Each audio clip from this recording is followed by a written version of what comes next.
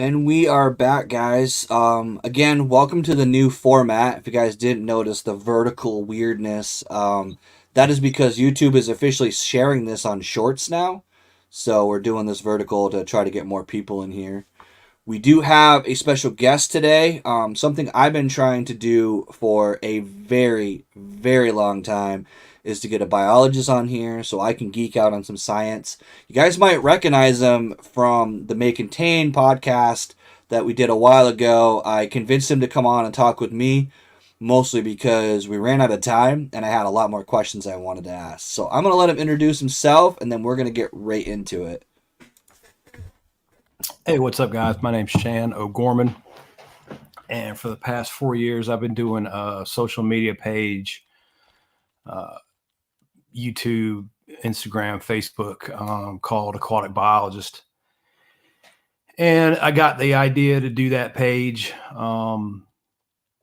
actually from reading an article at an airport in a Forbes magazine. I was stuck there. You know how you get laid over in airports and stuck in the airport for a half a day and that's what happened to me. And somebody had left the magazine there and I picked it up and it was talking about influencer marketing and how all that was going to change kind of everything. Yeah, everything. Yep.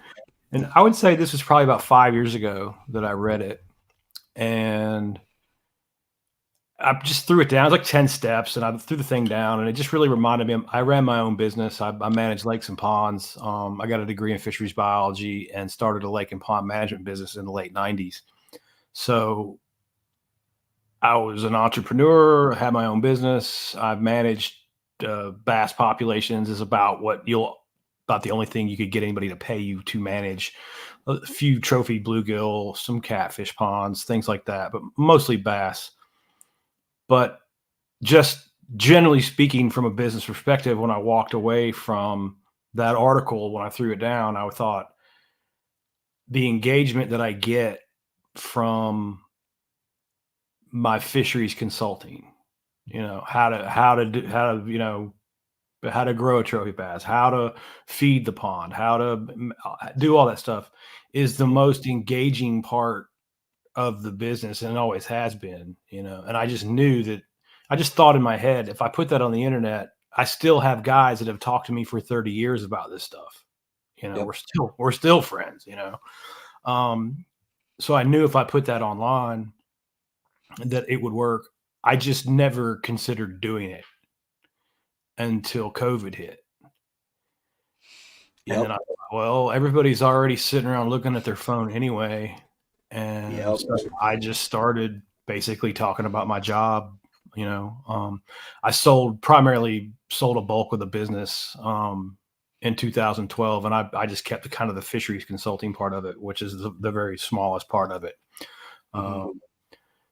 But also, like I said, the most interesting part of it. Right now, we were running a pond. It's a 2.5 acre pond in Georgia that I stocked new, and we've got northern strain bass and Florida strain bass in the same pond.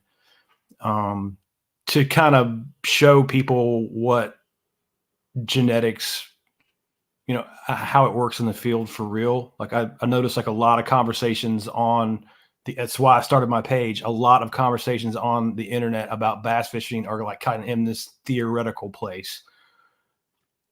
I'm talking about bass I'm growing right now in a pond that's real right now. And just for a frame of reference, we stocked 100 bass into a 2.5 acre pond and spring of 22. And this fall, so after their second growing season, we've had some fish over 4 pounds. That's awesome. 2 pounds of growing season, which is solid growth. It's a little bit different project in that it's genetically a little bit different. Like what I'm trying to get is the Florida fish and the northern fish to spawn and create what's called an F1 fish. Those F1 fish grow faster than the northerns and the Floridas. That's scientifically proven. It's considerably, like I've grown F1s much faster than I've grown these fish. but Yeah. I've never had access to this kind of genetics. I've never had access to be able to mark the fish to tell them apart. There's a lot of technology that's come along very quickly in hatcheries and giving me access to all this stuff. So this project is all unique in a very way, in one way, Um, so I guess my introduction is we just try to come at the page from a place of real world work. If you have a problem with a Yeah. pond, give me a holler and try to help you with it. I think in a way, like, and this is gonna sound disparaging to an extent, but I feel like you have a unique perspective though, because you get to see bass kind of like through their life cycle, because you have basically, I've seen some of your videos where you guys basically drained a pond and reset the whole thing, so you get to see like from when you put that bass in there, I put in this many, so I know how many grew. Like, you have a better idea of what can affect the growth, what can affect the numbers, because your variables, you literally have a system where you've eliminated all the possibilities, and then you know exactly what the formula is to then grow those numbers. And that's one of the things that I thought was cool when we talked last time, was like, basically, I never thought about like I'd heard the buzzword like carrying capacity, right? But I Mm-hmm. forget the fact that, like, a public body of water may have 10 species in there. So the carrying capacity isn't just including those bass, it's including all the different fish that are in there.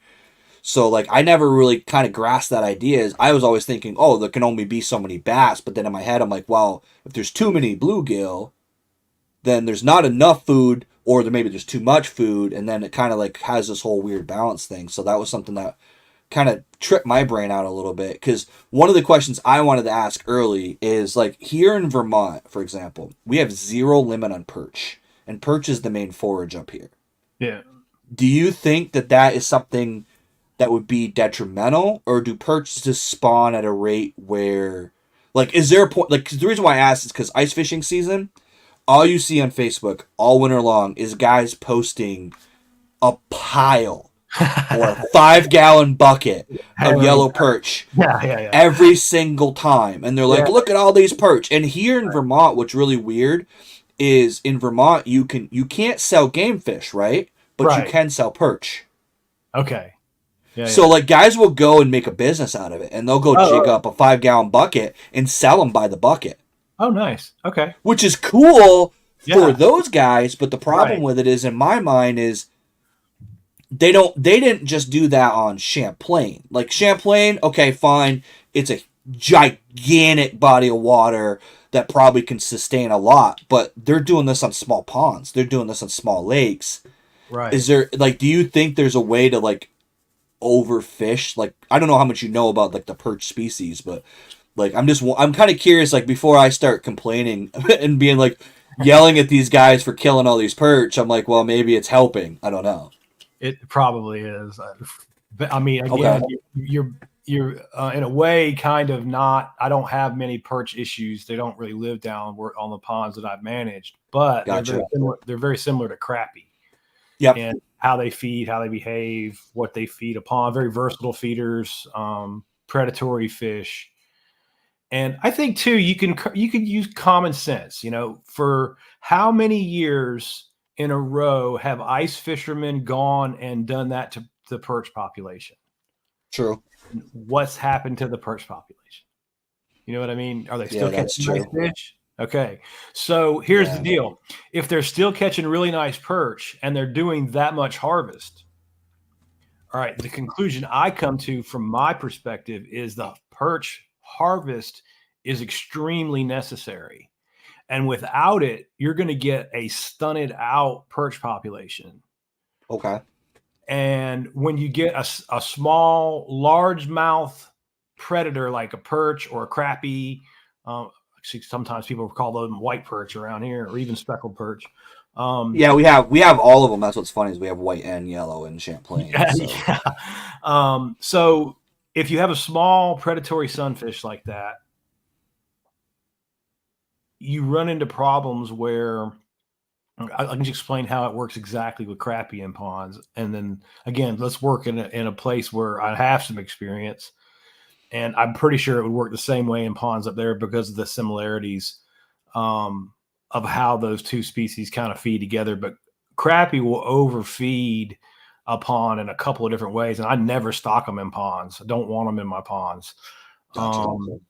They'll straight up eat your bass when they're born. I mean, everybody's seen bass fry. What does that look like? Crappie Yeah. minnow? Oh yeah. yeah. Yeah, it's getting hammered. You know, if you have a decent crappie population, your bass are in a dire situation. Whereas, and that's the part people don't get. It's a pond. It's limited space. It's not a lake.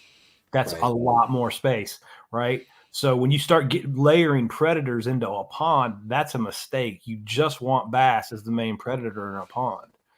Okay. And when you start getting perch and crappie and even really big catfish, and you just start naming off predatory fish, what we're touching back on is and I'm leading you right back to where we began with the carrying capacity, right? You can only have so many fish in the pond. So if you have multiple species of predator feeding on the forage, that's going to reduce the forage population to a point where it affects the size of all the predators, you know? Yep.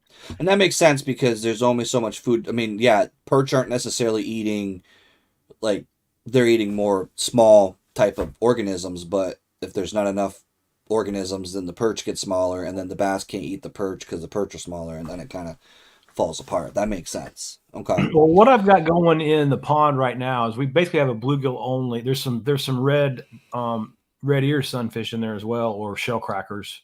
But Okay. very, very low numbers, 50 fish per acre, nothing significant. It's just good to have shell crackers in a pond.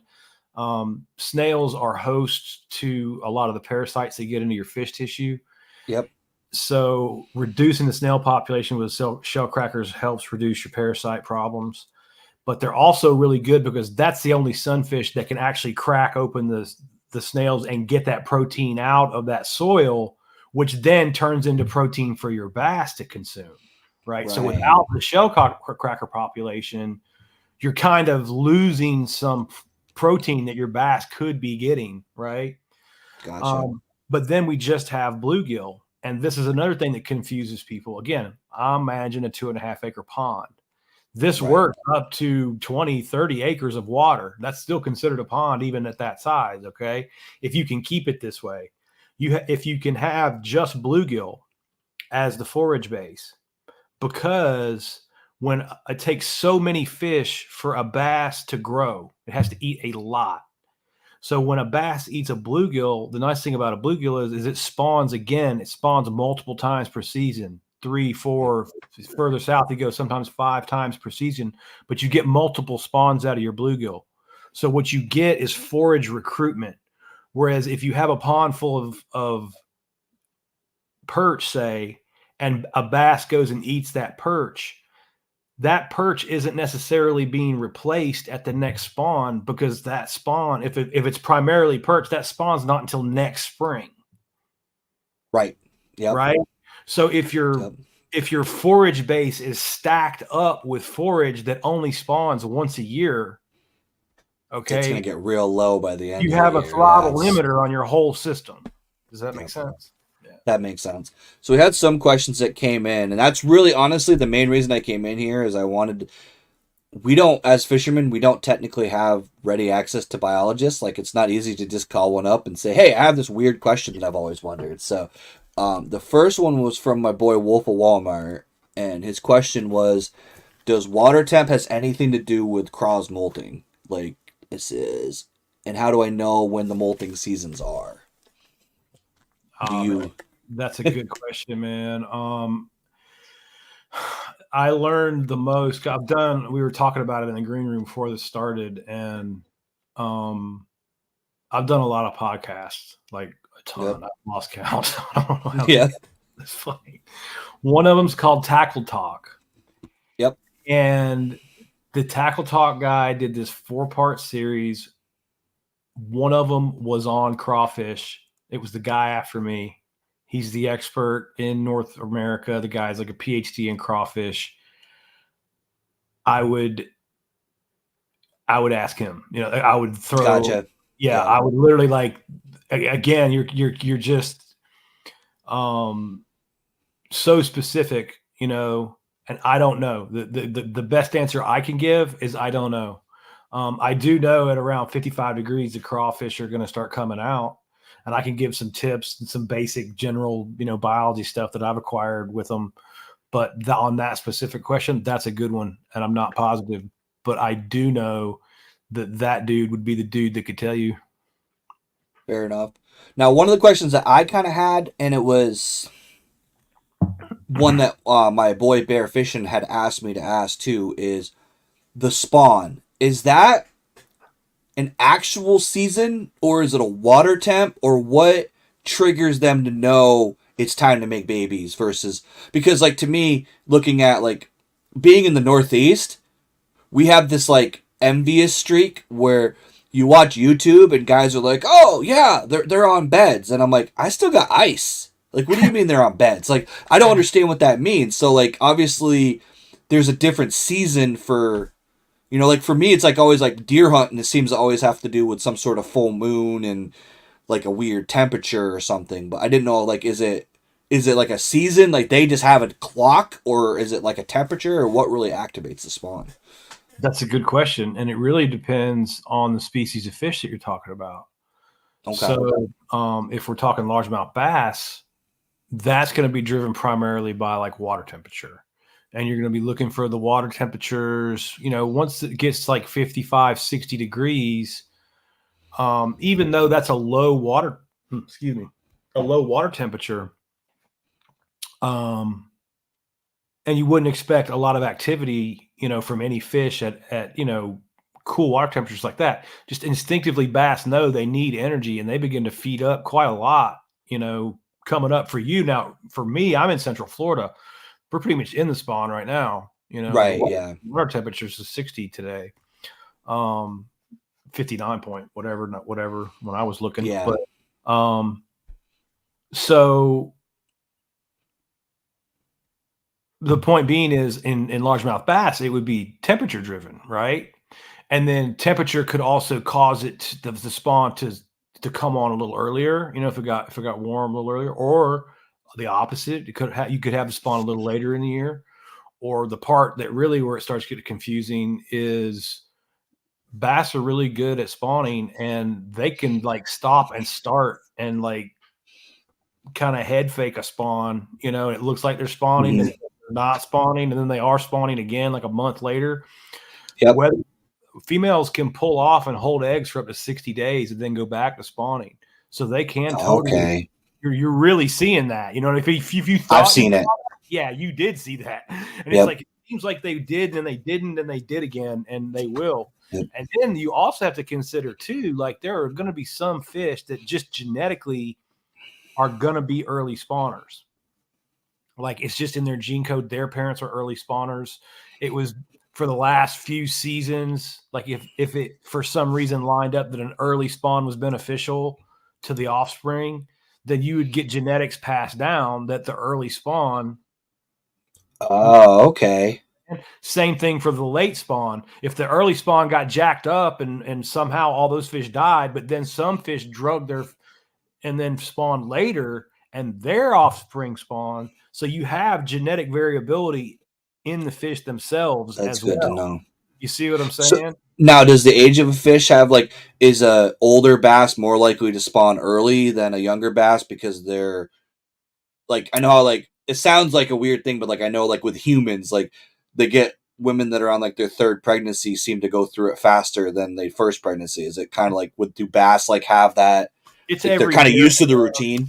They get Okay. that 9 inch mark and 10 inches. And, depending on, where they're at, the density, the length of growing season, like in Georgia where I grow them, that's 1 year. They're growing the next Right. season. You might go north and find some places it takes them 2 years to get there.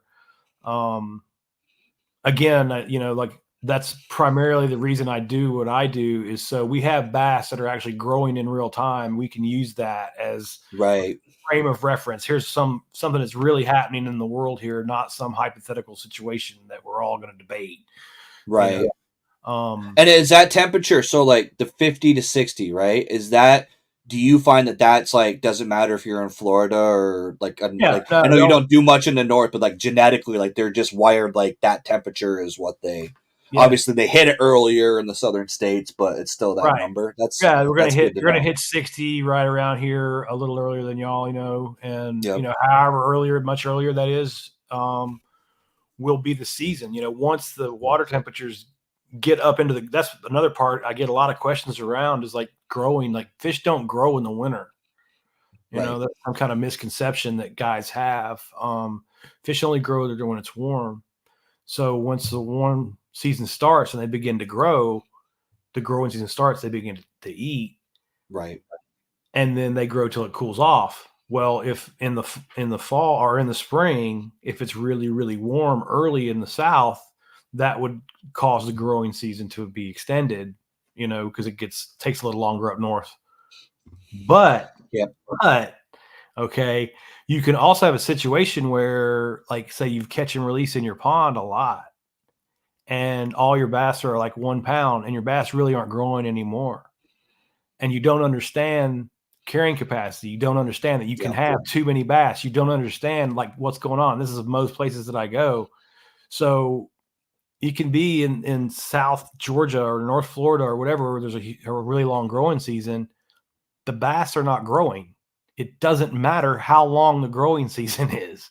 Yep. Okay. I repeat, the bass are too crowded and Yep. not growing. Yeah, And nature will always balance itself out. There's no way to beat that. Yep. well, that's the part. Another part that I have, like, people keep trying to put Mother Nature into this situation, and I'm not talking about you're up in glacier land where there's natural lakes. I'm Right. not in glacier land. Everything that I manage is man-made, Right. True. man-made Yeah. ponds with man-made stocking strategies, right? Yep. This is like landscaping, Yep. right? But it's just got fish in there. And I can grow those fish. I can skew that fish population in different directions according to however you want. If you're the owner, I can bump it towards trophy bass, bump it towards big catfish. I've had ponds with hybrid striper. You can grow striper on feed Okay. pond. I'd be interesting. A striper in a pond, huh?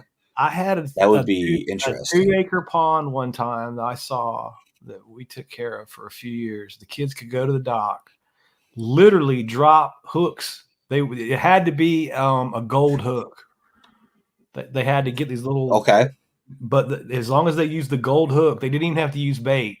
They just go down to where the feeder was, drop the gold hooks in. The hybrids grab the hook, and they would sit there and fight 8 and 10 pound hybrids until they got tired. Literally like 15, 20 minutes of catching That's fish cr- every single time. They get that's bored of that and go crazy. ride four wheelers. I've seen some crazy good fishing in ponds when you do them right. The kids have a blast. It's funny because like for me, and it's a contradiction to like it almost sounds like sacrilege to a lot of guys. Like I Oh didn't yeah. fish Champlain at all last year, not once, because I have a I call it a lake, right? It's not a 20-acre pond. It's like a 600-acre lake, Mm-hmm. but it's not deep. Like it's super shallow, whatever. But like I have a lot of ponds near me that Mm-hmm. produce 5 pounders. Oh Like, yeah. so I don't need to go deal with Champlain and the uncontrolled weather and the unpredictable waves and all that crap. Not to mention the hassle of just dealing with boats and jet skis and pontoon boats, because I can go fish ponds and catch. I can't say just as big, because let's be honest, Champlain's probably got some fish in there that you never really will be able to get to, just Oh, because of the sheer abundance of forage and like what an they have the ocean. I ability to mean, grow. Yeah. it's a different. Again, that's getting guys like, you'll have a conversation about a 2 acre pond and the balance between bass and bluegill, and then all of a sudden, some guy's taking that conversation over to a 150-acre lake and trying to apply it over Yeah, there. I'm like, it whoa, doesn't apply whoa, the whoa! same. Yeah. Wait a minute, man! You just took it and you moved the goalpost about 60 yards on me there, but Yeah. Yeah, no, and that's honestly like one I want to have you on too, is because like there's a lot of, you hear a lot of buzzwords and you hear a lot of that stuff and like the carrying capacity stuff. Like they don't understand like a natural pond is different than like what you're doing with building the pond, because like a lot of our ponds here have tributary brooks, streams that are filling it back up. It's not a spring fed. So yeah, there might have never been brook trout in there, but now there is because they happen to migrate down the stream. Like Right. a flood could carry eggs into the pond, and then all of a sudden species that were never there are there now, and all of a sudden, Well, like there's one lake I was talking about in our last podcast that like I can catch bass all freaking day long, but they're 14 and a half inches. They're clones because like mhm, you said, there's so many in there yeah. that they just can't get bigger than that. There's not enough food. There's not enough ability for them to grow any bigger than that. If you catch a bigger one than that, it's like a really rare thing, but you can catch 20, 30 a Right. day, but they're all little because there's not enough food. It's an over. What happens is they're stuck that size because they've crowded at that 14-inch mark. It's real common in the South, and they've there's literally a gap. There's a hole in the forage base. There's just not there. There's so many bass at that size. They've eaten a hole into the forage base, and there's nothing Yep. for them to eat. There's smaller forage than they can eat, like really Yep. small stuff. But then up into like that 3 and 4 inch range, they need really the biggest fish they can put in their mouth to keep growing because they have to eat a lot. And then when they don't have it, they get stuck. So there's enough of those small fish behind there that are being born that can keep them alive, but they're not Yep. growing past that 14-inch mark. Yep. And so the way you fix that is you thin those 14-inch bass down, Yep. and then the remainders that are there have more forage, and then they'll grow. And So people, bass populations get stuck like that all the time, yeah. and they don't realize it. Yeah, see, fish and game here actually up. So the normal limit here is 3 for bass, like largemouth specifically, is what's in that lake. It's 3 pretty much across the board. Like it's lake by lake, but it's pretty much set at 3. There, it's 5. They Mhm. actually raise the limit on one pond because they're like, we That need tells you these right. out of here. They need them. Yeah, it tells you Yeah, right there in the regulations that not only can you keep more, but you probably should be keeping more. yeah. Again, like, if you frame that in your mind the right way, or not they not only do they elevate it, but that elevation in it and the fact that they're all 14 inches, telling you that that's a place that you really should be harvesting. That's the place you should go get your fish for your fish tacos. That's the place they want them out. You Well, know, and to be honest, I've never eaten a bass. I've never caught oh, and they're not filleted bad at one, all, man. They're not bad. but I want to this year for 2 reasons. One, a few of the places I will admit, like Champlain, I'm not eating a bass out of there. There's no. There's It's a so big, dude. You could keep every bass you catch out of it, not change that place at all. Well, yeah, and the thing with Champlain is that it has like the Fish and Game posts like the acceptable levels to eat that you're not going to get like PCBs and like heavy metal Oh, they have poisonings like and all that. genetic. Yeah, there's literally a paper mill on the Yeah, shore of Lake Champlain. yeah, yeah, yeah, So there's and then runoff, and you got like yeah. farms that are having runoff. So like last year when we had all that flooding, they literally said 0. They dropped the limit to 0. They're like, don't eat bass because there was like docks and people's camps floating down Lake Champlain. Like Oh my god. it flooded so bad, and then all the tributaries dumped into Champlain. Well, a lot of these tributaries go through farmland. So Right. it's just cow manure. Like the water was chocolate milk, dark brown, and it's normally not the cleanest of lakes, but you couldn't see. You had zero, like not a couple inches, zero Yeah, visibility, yeah. and they're like, "Don't eat it." But like the one that I'm talking about is a literally waterfall stream fed with an outlet on the other side and a dam, and that water is so clear you've got 8-10 feet of visibility, and it's a pretty natural like area. So I'm thinking about like doing some catch cooks and stuff like that. So we had a Mhm. question, another one from my boy from Wolf of Walmart, and it's do F1 bass grow faster in entire body size or just weight? So like do they go longer and fatter or Yes. okay. So what I'm getting at, like, I kind of touched on it on a post today. People say it to me all the time. My pond has 7-pound bass. It's like, okay, well, Right. that 7-pound bass is 26 inches long. That is in terrible condition. That's it. Yeah. Like, Yeah. that's not healthy. Okay. Right. So you have no frame of reference when you're just throwing me out a number that way. Right. Yep. So what was his question again?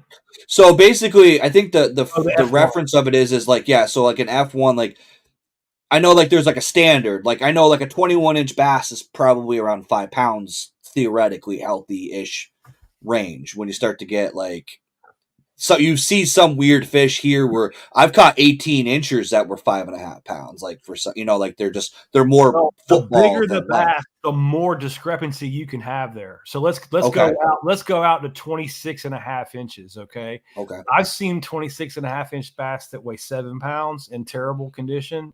I've seen 26.5-inch bass that weigh 13. So it can Wow. be a wide range when the bigger they get, That's right? crazy. Yeah, it can be absolutely wild. Now, So we can sorry, go ahead. also use our pond though, and that's where I like the ponds because like in now lakes will get exceptional growth on new lakes. New lakes and new ponds both experience a thing called new lake effect where the bass grow like weeds. We're experiencing that right now. But I've stocked a lot of F1s, and I can tell you when you put them in at about 40 fish per acre, that sets the density up for them to grow. There'll be an exceptionally large amount of forage for them to grow at about the highest rate. I usually don't go lower than 35 fish per acre. Because if you go too low on your bass population, you won't get any reproduction. The bluegill will just eat everything up and you'll lose the system. But Gotcha. around that 35, 40 fish per acre, you'll get exceptional bass growth. Now, what do I mean by that? On an F1, I'll get them out to like 3.5 pounds and like 15.5 inches on the best growing fish in 12 months. Okay. Okay. Now on my northern fish at the pond that I'm growing that we're watching right now, we got them out. I think it was out to 14.5 inches, like an inch shorter than that. And 2.5 pounds, kind of on the same thickness, like 125% relative weight, just Yep. not quite as much length. And see, that's where bass will really trick you because the difference between 25 and 26 inches can be 2 pounds on a healthy bass. And I Gotcha. don't know anybody who can hold one up and go, that one's 27.5, not 26 3/4. You know what I'm saying? No. Yeah. Yeah. That 3/4 of an inch can be 1.5 pounds on a chunked up fish out of a healthy bass population. Yep. So the key to growing in a trophy bass management situation, the main component that you need you've got to have the low numbers of bass per acre to have them thicker, but then you need length. I need a 26, I need a 27-inch fish. If I've got a 26, 27-inch fish that's at 120% relative weight, I've got a teener. I got Okay. a freak, right? I got my goal, right? See, that's important for like so kayak tournaments, right? So like, it's funny because I have debated this. I don't think I'm even going to bring a scale with me this year because Right. in my mind, the The length of length the is fish all that is more matters, of a right? determining factor. Right.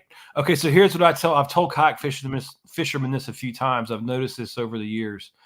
On your 50 to, like you said, up to about 600 to 800 acres of water, that's topping out on my experience. Now, I've got a lot of experience on 50 to 100 acres of water. That's more Yep. normal private water. You know what I mean? It's kind of Yep. rare to see 600-acre private lakes. I've seen a few, Right. but it's a little Yeah. different. That's a lot of maintaining. Yeah. I think, though, we can draw those parallels if you watch the lakes that have stunted crappie populations.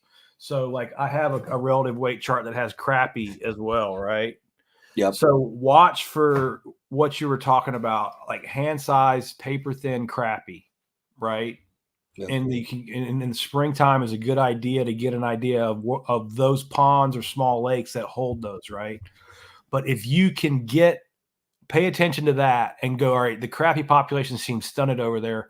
Fish there in your kayak tournaments for your bass because those populations tend to produce. It tends to produce a forage base that's heavy in the spring and light in the fall, which creates a bass that grows quickly and then kind of long and skinny. But Okay. I've just noticed in my electrofishing surveys where the crappie population is skewed to a little bit crowded, you'll find 26, 27, 28-inch bass. They'll be skinny as crap. They'll only be like 6.5, 7 pounds. But it Right. doesn't matter in a kayak tournament. A 28-inch bass could be 1.5 pounds. It doesn't matter. It's 28 inches. That's all that matters That in makes that tournament. sense. So I would say, from my experience, if you're fishing in kayak tournaments, watch for those correlations and also look for those correlations, in your own, because you are up there in a different part of the world. Yep. It's not the same. Like speaking of, like we talked about the spawning of bass, walleye are photic. Like walleye that know to spawn by the amount of daylight that the sun is up. Okay. So walleye literally spawn like the exact same time every year, because when the sun is up and the daylight is, I don't know, however many minutes their brain kicks in, but walleye are like clockwork. There's water temperature does not matter to them. So Gotcha. opposite, right? So it depends on the fish that you're going after as to how their bodies are set up to spawn. That's crazy. I didn't know that about walleye. See, that's one of the things. So this year, I've really made a goal to be more multi-species angler than just bass. I love bass, and they're definitely my main target. But what I've learned is like there's this like the dog days of summer, right? I might be able to go find trout easier than I'm going to find bass because I can go jig them off the bottom, and the bass are a little bit lethargic and stuff like that. So I've been starting to like this whole trolling thing, like I was telling you in the green room, like I'm going to be going out and doing pretty much this month is going to be mostly trolling. While we have a reservoir up on in the mountains that is actually a walleye preserve. So they limit you to 1/17 inch. That's the slot. There is no over, there's no under. It's one of that size, and that's all you can keep. But they stock it, they maintain it, and that place has like 12, 13-inch perch in it, which is the main reason why they use that as the preserve, because they had a good stable food source for the walleye. And I didn't realize that they were.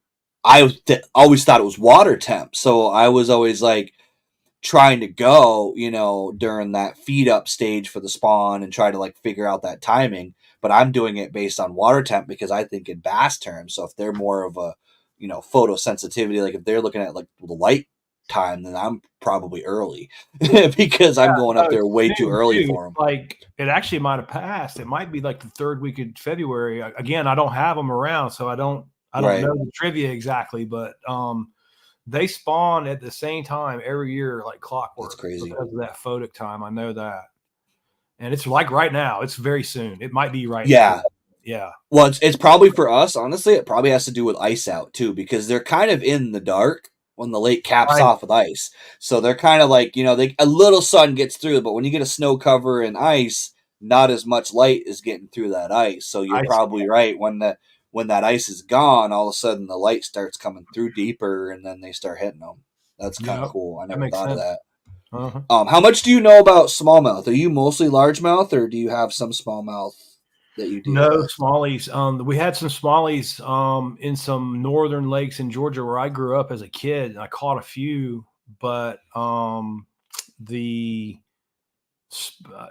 people call them different things now. They're spotted bass. There's spotted bass. They call them Alabama bass now or whatever, but right. They're all spots.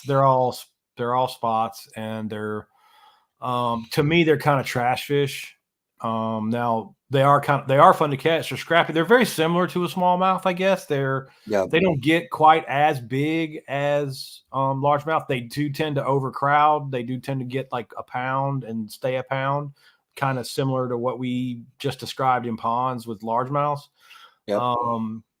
There are a few lakes in Georgia where there is a massive amount of natural mortality, like Lake Lanier, for whatever reason, and you do get some really good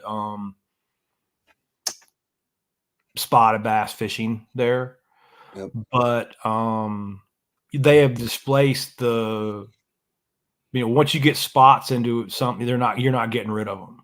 Yeah, You they're got kind of so yeah, and they can crossbreed with smallmouth, right? Like they have like a weird, isn't it like spots or something? Like they have some weird genetic thing I read that like they're very they can essentially similar. breed out the smallmouth. I think they do that, and they do that with a lot of different bass too, to where they're Okay, um they have that tendency to kind of hybridize with all the bass, and then but their gene is kind of the dominant one, so you kind of don't have any smallmouth anymore. You know what I mean? Like they gotcha. just get bred out, and that's what happened in Georgia.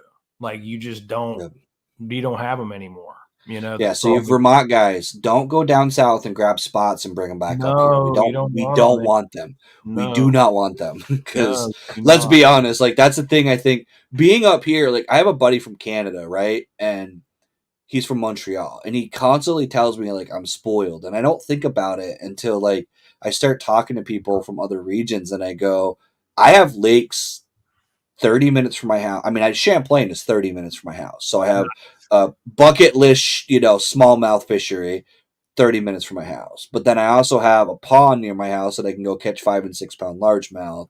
Now, granted, we don't have spots, but like I also can catch 30-inch northern pike in the same lake that I catch 5 pound largemouth. So it's like Right. I have this diversity here that a lot of people don't have, and I kind of take for granted. We Yeah. actually have a lot of lakes that have both smallmouth and largemouth, Yeah. and it's really funny how that works out because you've got. It seems like, and I don't know if that's why they survive, but I've noticed like we have one lake that's quite a ways from my house, but like the northern end of this lake is mostly gravel, sand, rocky bottom, right? That's where you catch the majority of your smallmouth. The Yeah. southern end of the lake is kind of murky, got a lot more milfoil, a little bit Yeah. more grassy, and it's almost like they have like it's like a northern and southern country, and like there's like a line where you really don't catch either species, but Right. it's almost like they've like set up territories where you guys can have this end and we're gonna take this end. Yeah. And I don't know if that's just there because they prefer different areas or it's just It's how it kind of exactly the shakes out. same. Like I was fishing with my buddy Mickey when I was in Georgia not long ago. I went back up and we were fishing, and we were on Lanier, and we're out of the main lake points, and the wind is blowing and it's cold, and we're catching spots, and we go back up into a creek channel, and around a dock. And then you get into there's some aquatic vegetation, there's some silt on the bottom, it's just a completely different change of habitat. And I go, oh, we're back in here. We're going to catch a largemouth. And like, as soon as largemouth came out of my mouth, his rod just doubles down. It's like a 3-pound largemouth. Yep. It's like you can, once you see it, you can't unsee it, Yeah, it's a crazy thing. Like when I was in Massachusetts, it was very similar. Like you notice like just certain habitat. And that brings up another question is so like carrying capacity, for example, like 100-acre pond, right? We'll just round it out.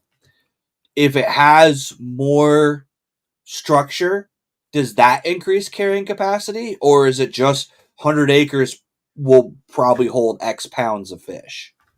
Or Okay, so aquatic species, I should say, not just the fish. carrying capacity is driven by the plankton density. Okay. Okay. So you can measure it, right? Like I can take this cup, right?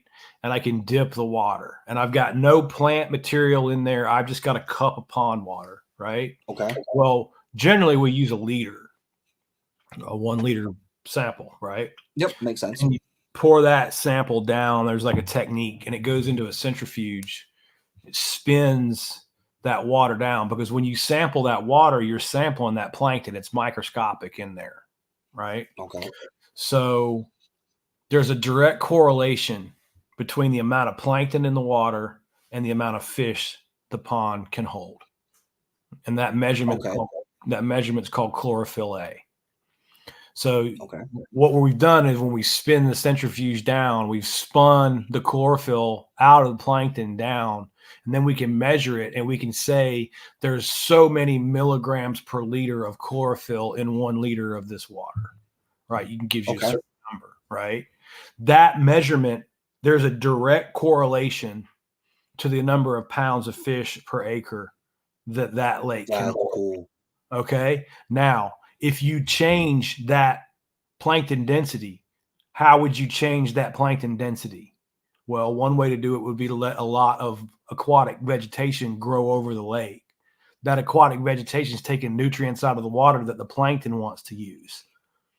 So it's going into lily pads, it's going to cattails, it's going into other plants that do not directly contribute. So those aquatic plants, even though, yes, they are fantastic habitat for all your larval fish, the more those aquatic plants grow, the less food your larval fish have to eat in the form of zooplankton. Got it. That's Okay. why biologists have to control those plants. If you let those plants grow out of control, they'll kill your fish population. That makes so that answers my question. Unfortunately, it also refutes one of my bitches, honestly.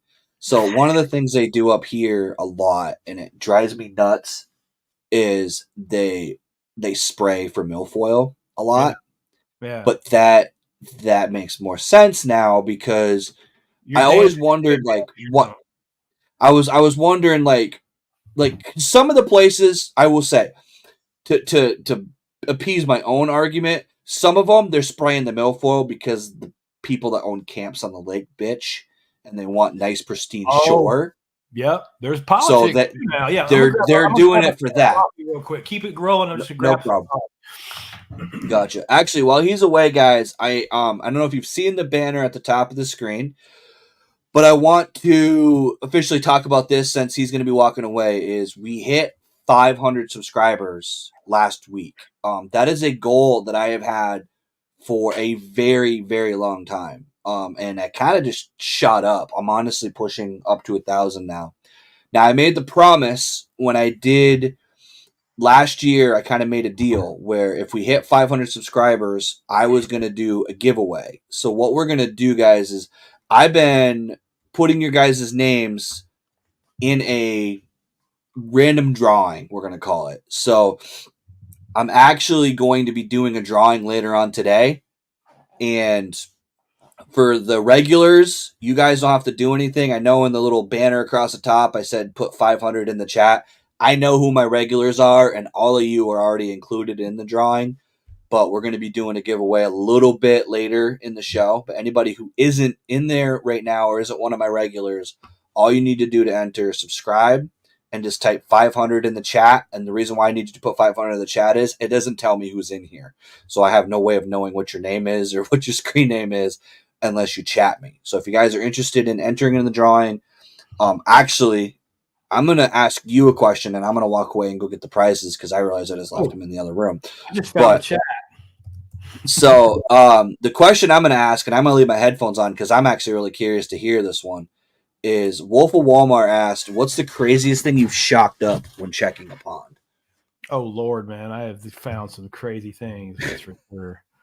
And I'll be right back when I go get those prizes, guys, while he explains that. My Lord. The biggest fish I've ever seen shocking was actually in a river. It was in the late 90s. It was on the Savannah River. And we were catching bass and where we were catching game fish for like tissue analysis, mercury, PCBs. We actually weren't testing for those things, but just giving you examples of what sometimes has to be tested for. And, we grabbed my buddy picked up the job and subbed it out. So I had to go to the Savannah River for like months, 2 months. It was a long project, shocked miles of river, 3 different sections of river. And part of the river that we had to electrofish was literally down by the ships, like where the shipping containers, we went past them. We were way down the river down there. And I'm not sure why they had us into the brackish water like that. I mean, literally, electrofishing doesn't work in salt water. It's too conductive and breaks the circuit. You can't shock it. So once you get into pure salt, you got to go to nets. You got to go to gill nets. And then when you go to gill nets, then you got to go to different permits. So, and the permitting is a nightmare. And you always get in trouble with the game warden anyway. We never got tickets, but we always get held up with those guys popping a stroke on you.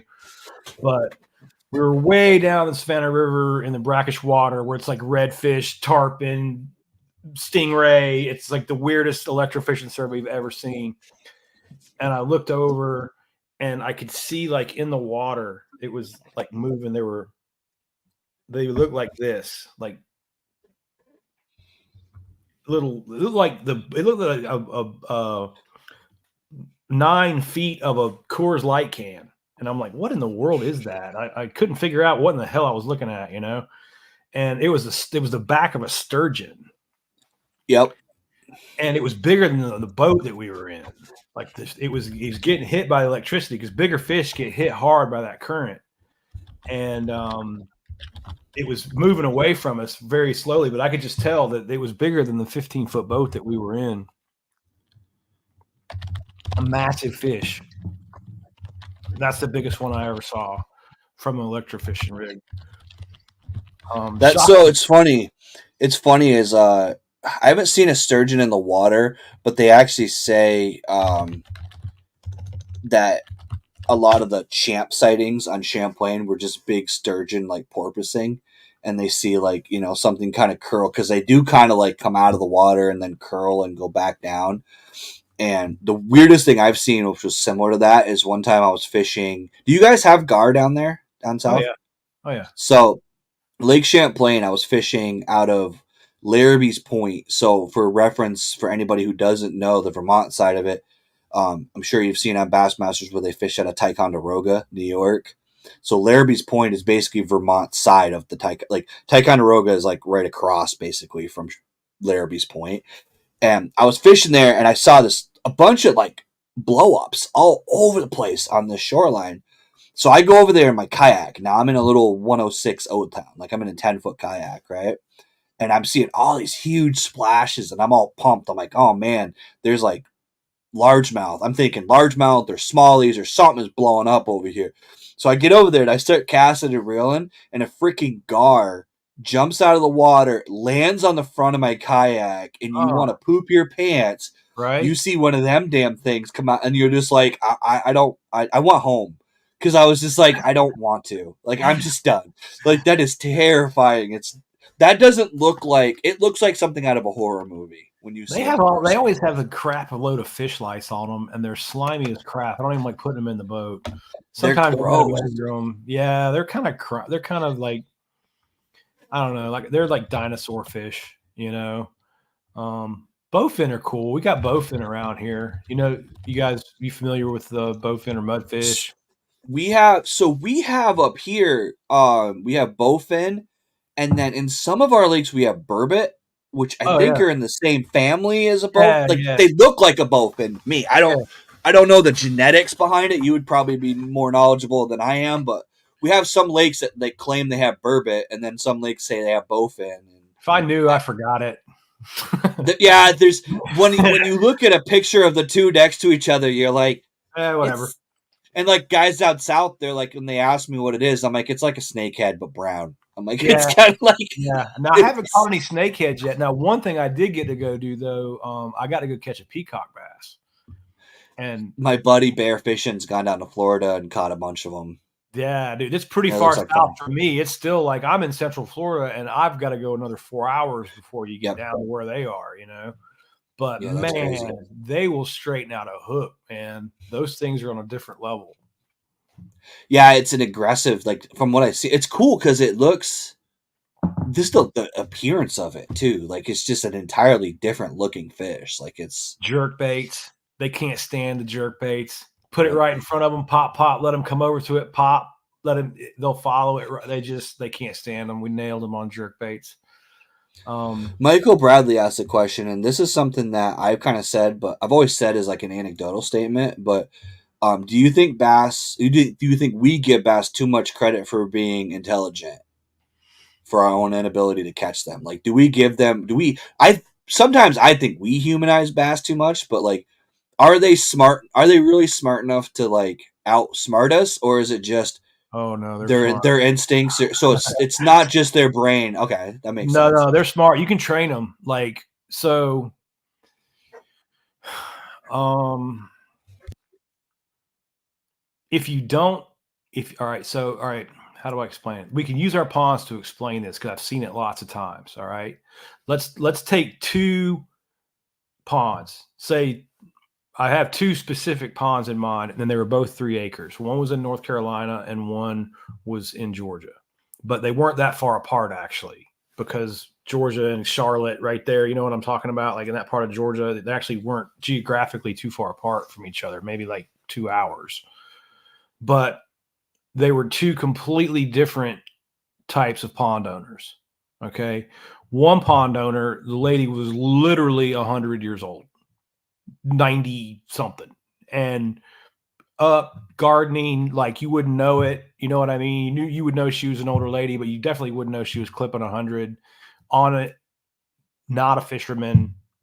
Had me out there. She wanted a healthy fish population, make sure everything's good, but not a fisherman, just a concerned property owner who took care of everything, including her fish population. So no one ever fished in the pond. And I told her, I'm going to fish in the pond a little bit, like 20, 30 minutes, maybe 4 or 5 times a year. Just it's just something that I do just to just check for parasites. And then she was cool with it, Yep. whatever. She didn't have anything against fishing. She just didn't allow it. Yep. It's private property. So needless to say, this 3-acre pond that I fished in alone once, twice a year, 3 times a year, it didn't matter what you threw in there, right? I could catch fish on everything that I threw, right? Yep. You could catch fish. Now, did certain lures catch fish better than others in there? Absolutely, right? But Yep. the catch per hour and the catch rates it was very, very easy. Now we go to the other 3-acre pond because this was on the same route. So I would leave that pond and I would go to the other 3-acre pond. This guy was the opposite of this lady. This guy was he had the glitter boat. He was at the tournaments. He was bass club, top 6 fisherman, big time bass fisherman, fishing everywhere, 3-acre pond on his property. His fish were in great condition. Like he had nice bass in his 3-acre pond. We could put the electrofishing boat in and see them at any time. Good luck catching any one of them. And he complained about it all the time. And I'm like, man, you have got to stop showing these fish every single lure the Bass Pro Shop has. It's a 3-acre pond. Okay. So what we're touching on is called lure resistance. And it is very real. If you show a fish consistently over and over again, and it grabs it and it grabs it and it has a negative experience from the lure, all right, you caught me, all right, you got me, and you throw it back, it'll figure you out. Right? They can learn. That makes sense. Yeah. They can also forget, and that's what So I that's couldn't an get that guy advantage. to That's an do is advantage I have. stop Yeah. and let them forget. Give them months, don't even go back for a while. Go fish someplace else. But I see the smaller the pond, the quicker you will notice the lure resistance. So being a northern angler, I can't like provide data, but I could tell you a Senko, for example. May, Yeah. you can throw a Senko to any structure Yeah. and probably catch a bass. Yeah. Come July, it's harder. You might need a Ned rig, or you might need a smaller bait, or you might need a different type of bait, because literally, like, I think the winter time, like, is there a, I guess that's a good question, is like, is there a window, like, is it like a week, 2 weeks? Is there like an actual window that a bass has like a brain memory for, or is it just kind of like Yeah. I know like they say like deer have a week long memory or something, and then they forget, or Well, again, I've seen bass, like one of the teachers at school, that he literally had bass trained to take a treat, to swim through a certain pattern of a circle, a square, a triangle. He had different bass that he had trained to swim through different things. So they're very trainable. They're very teachable type of fish. And gotcha. That's what I'm getting at. If you train it, it'll learn, you know? Yeah, So, yeah. No, I've got that up here. So beginning of the year, you know what I throw? It's funny. It's an old school bait, and it kind of goes with what you said. I throw like size 4 MEP spinners because no one oh uses them yeah. anymore, Well, and I and think you'll you know, there's smash bass on them. those those lures you're describing though are proven like fish catchers.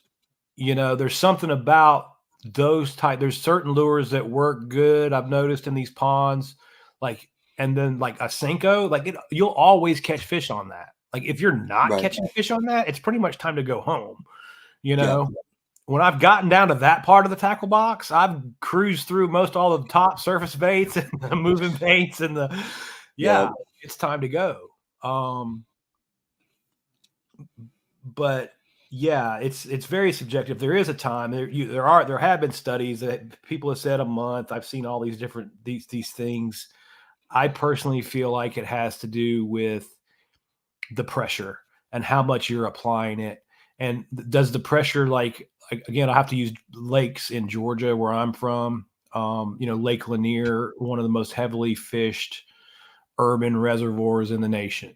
You know, there's Right. literally always somebody out there simply because the volume, there's 10 million people that live in Atlanta. There's a lot of bass fishermen. There's a lot of bass fishing tournaments. It's a huge lake. It gets traffic. You're not going to change that about it. So you're going to have to switch lures. You're going to have to switch techniques. You're going to have to, like you said, scale down. You're going to have to lighten the line. You're going to have to do a lot of different things that other guys aren't doing in that lake. In those situations, it's a much tougher place to fish because of the fishing. See, that's why I like small ponds, to be honest, because Oh, they're different. Yeah. you get a lot less like the place. One of my favorite places to fish, I would say, and I will never say the name of it because probably 60% of my videos are on that pond because it's one of those places where Oh, if yeah. I need to catch bass and I need to make a video and I need to demonstrate a technique where I'm catching fish, there's literally two bodies of water that are across the road from each other. One's like an 80-acre pond and one's like a 600-acre lake, but they have the same types of species, and a lot of the guys that go to fish there fish for crappie. They're Right. not bass fishermen. And a lot of the people use that lake for recreation. There is a lot of fishing there, but guys have you get a lot of those guys, and I find it funny because you get a lot of those guys that get in a bass boat and they hammer down out of the ramp and they go to the other side of the lake and they fish. But the funny part is that lake, the majority of the fish are at the boat ramp. And like you Mhm. said, it's about teaching them. And that's something I keep trying to really reiterate to guys that a lot of people, the natural mental instinct when you get to a place and go fish is hammer down and leave the access area and go somewhere else. But what's funny about that is everybody does that. I fish the access area because everybody does that. And I've actually seemed to find that a lot of the big ones I catch are 100 yards off the boat ramp. And I think it's Yeah. because everybody they use that as just a transit area and they don't think to stop and fish there.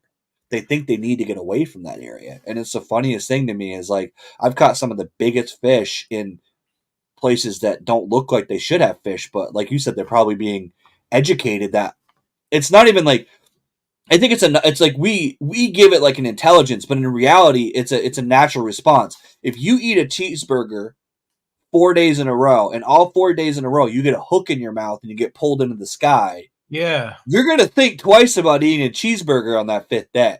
It Yeah. doesn't have to have you don't have to have intelligence to go, every time I see something that looks like this, I get hurt and then I can't breathe and I'm terrified. Of course I'm going to stop doing that at some point. It may take a few times, but eventually you're going to be like, that's not. And that's why I think baits kind of come and go because you get, like I said, the MEP spinner. No one really uses the MEP spinner for bass. They use it for trout. They use it for panfish. They use it for smaller species, or they use the real big ones for muskie Mhm. and pike. But that's why I actually started using a lot of those types of baits because they are old school, tried true, and honestly, for two reasons. One, I use the Fire Tiger maps because up here, predominant forage is perch. Well, guess what? Mhm. In the spawn, there's little baby perch running around. So that little map spinner looks like a little perch fry, and that's an easy snack for a bass. And that's the kind of stuff that, like, not to brag, but like when you start watching enough videos, you start talking to enough people and really geek out of the science of bass fishing, you realize that there's a lot of little details like Oh you my can God. outsmart those fish because you're like you got to think about their motivation because they're not like they don't have an entertainment. Everything in their life is an equation. Their life is literally how much energy do I have to expend to get my next meal, and is it worth the energy to get this next meal? And that's really all it is. And then make babies. And that's really what their whole life has evolved around. So if you can figure out how do I present something that to them looks like a sum gain, if I make this bait really easy for them to eat, present it to them where they are, they don't have to go very far to get it, they're going to eat it. And honestly, yes, sometimes you need a specific bait, but most of the time you could probably throw this with a treble hook on it. And if Well, they're there is hungry enough, days. they're going to eat it. Mm-hmm.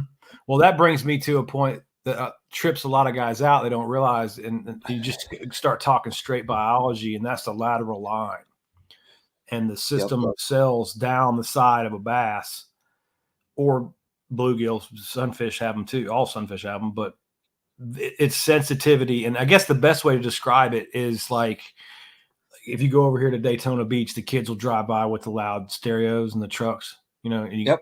bass, you can literally feel the music when the truck drives by. You know what I mean? Even if I'd had like sound deadening headphones, Yep. I could feel that truck going boo, boo, boo, boo, boo, boo as it went by me like that, right? Fish can feel movement in the water like that. Right. Because the vibration in the water, the water creates a vibration, and their lateral line system is so sensitive that they don't even have to see. Okay, the color doesn't matter, right? Imagine shutting your eyes and going like with chopsticks, and the flies buzzing around, and you can do that out of the air with your eyes shut because you're so in tune with your environment. You can catch it with your eyes closed. That's how sensitive a lateral line system is. So Okay. when you start thinking about that, like bat radar sensitive, an echolocation, like that Yep. sensitive. So when you start Okay. thinking about that level of sensitivity, right, the thickness of the line begins to matter. How big the blade is that's that's displacing the water begins to matter. You know what I mean? Okay. Like, Yep. is the blade just a little bit too big and making the water just a little bit too aggressive? The bass will notice that, right? So you have to think, I call it a vibration signature, right? You have to think about how the lure is moving the water in a vibration idea, right? Not Okay. visual, not just flashy, but also, and it's about the body, like two body lengths of the bass. So if you've got like a 2-foot bass, he can go out there almost 4 feet away. He can feel with his lateral line, right? It can feel it out there. Can't go far away. So a short bass can't feel anything very far away, just maybe like this far away, right? The bigger the bass, though, the further away it can feel that. So then think about that. It can literally feel it. It can tell that that's a little bitty blade turning, or it can tell that that's actually displacing quite a lot of water. That's actually a pretty big meal over there. It can feel it. Okay. That makes sense. All right. So I think just learning how to frame your mind around that will help. Right. Yeah, that's crazy. I never thought of that. That's so now that brings me to do bass have which kind of leads to one of the questions that we just got. So one of the questions was here, John Wilson put this up.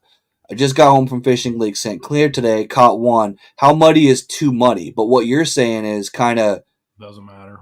doesn't matter because of their lateral line. Now, as a general rule though, just out of curiosity, so if you get a pond that's say constant normal visibility, say 2 feet, right? Mm-hmm. If that pond suddenly because I have this. I'm asking this because I had a theory this year because of all that flooding I told you about.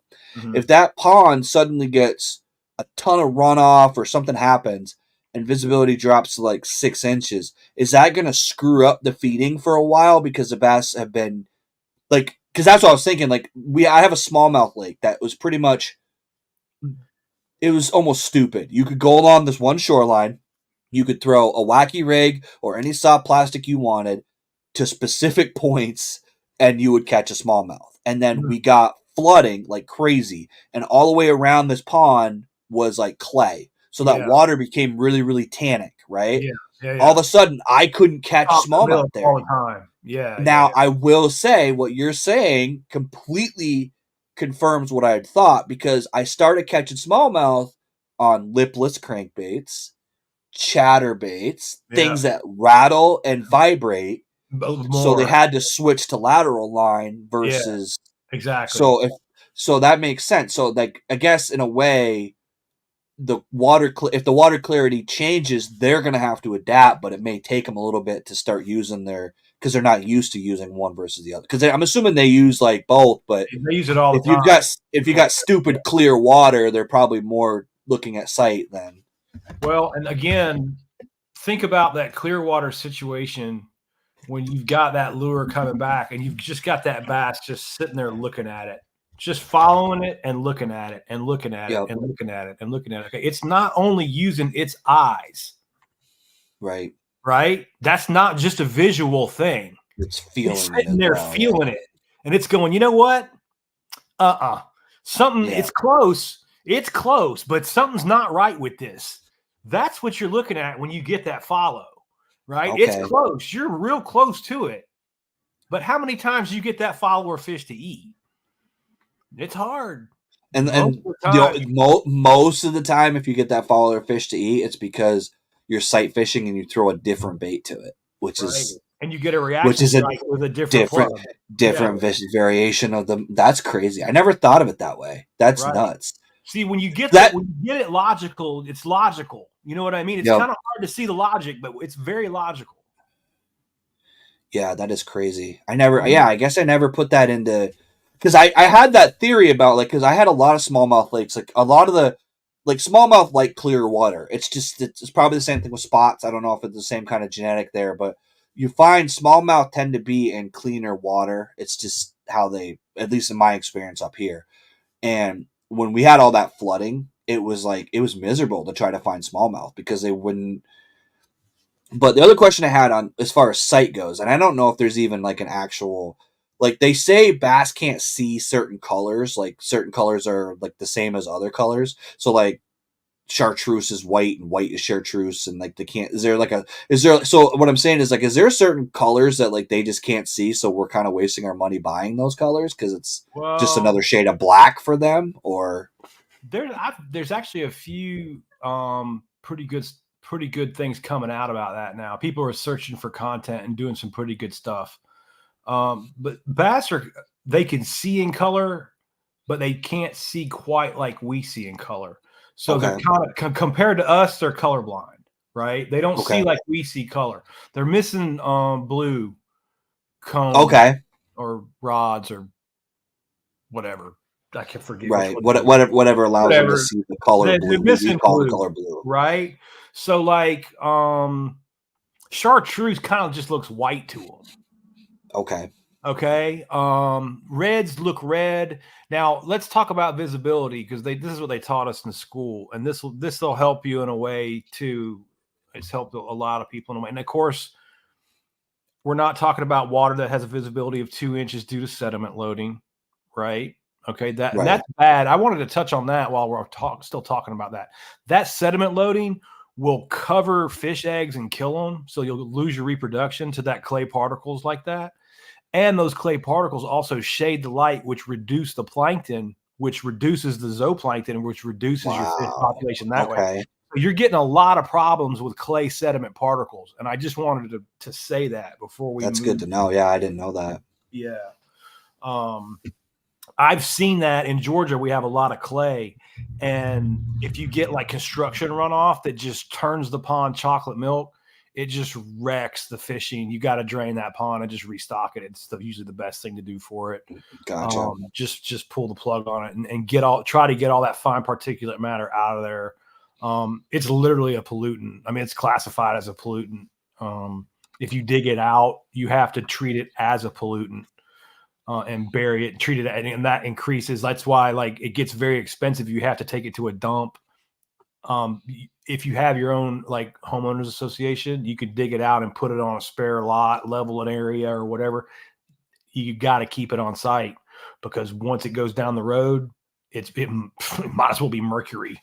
You know, it's ridiculous. Gotcha. Yeah, it's ridiculous. Anyway, that was my little spiel. No, so that's cool. So with the color thing, so would you like I know the color wheel, like this color with this color makes that color. So do you just like literally remove blue? Like you just have to like pretty much, yeah. You just kind of if you just pull blue out and start looking. There's actually I've seen some videos on where the guys do it. So let's just talk like once you get a certain depth, and it depends on the clarity of the water and the density of the plankton, right? But let's just take an average pond that had, like we talked about before, 24 inches visibility, nice olive green color. Okay. Yep. Now, this is what they taught us. And this isn't super deep. This is all just up in the photic zone where there's light and everything. Okay. So again, this is so complicated and you get conversations that just go on tangents. But all right. So when we're looking at that water, what is happening? How does our eye see that green color in the water? So what's happening is the sunlight comes down and hits the water, right? Hits the plankton.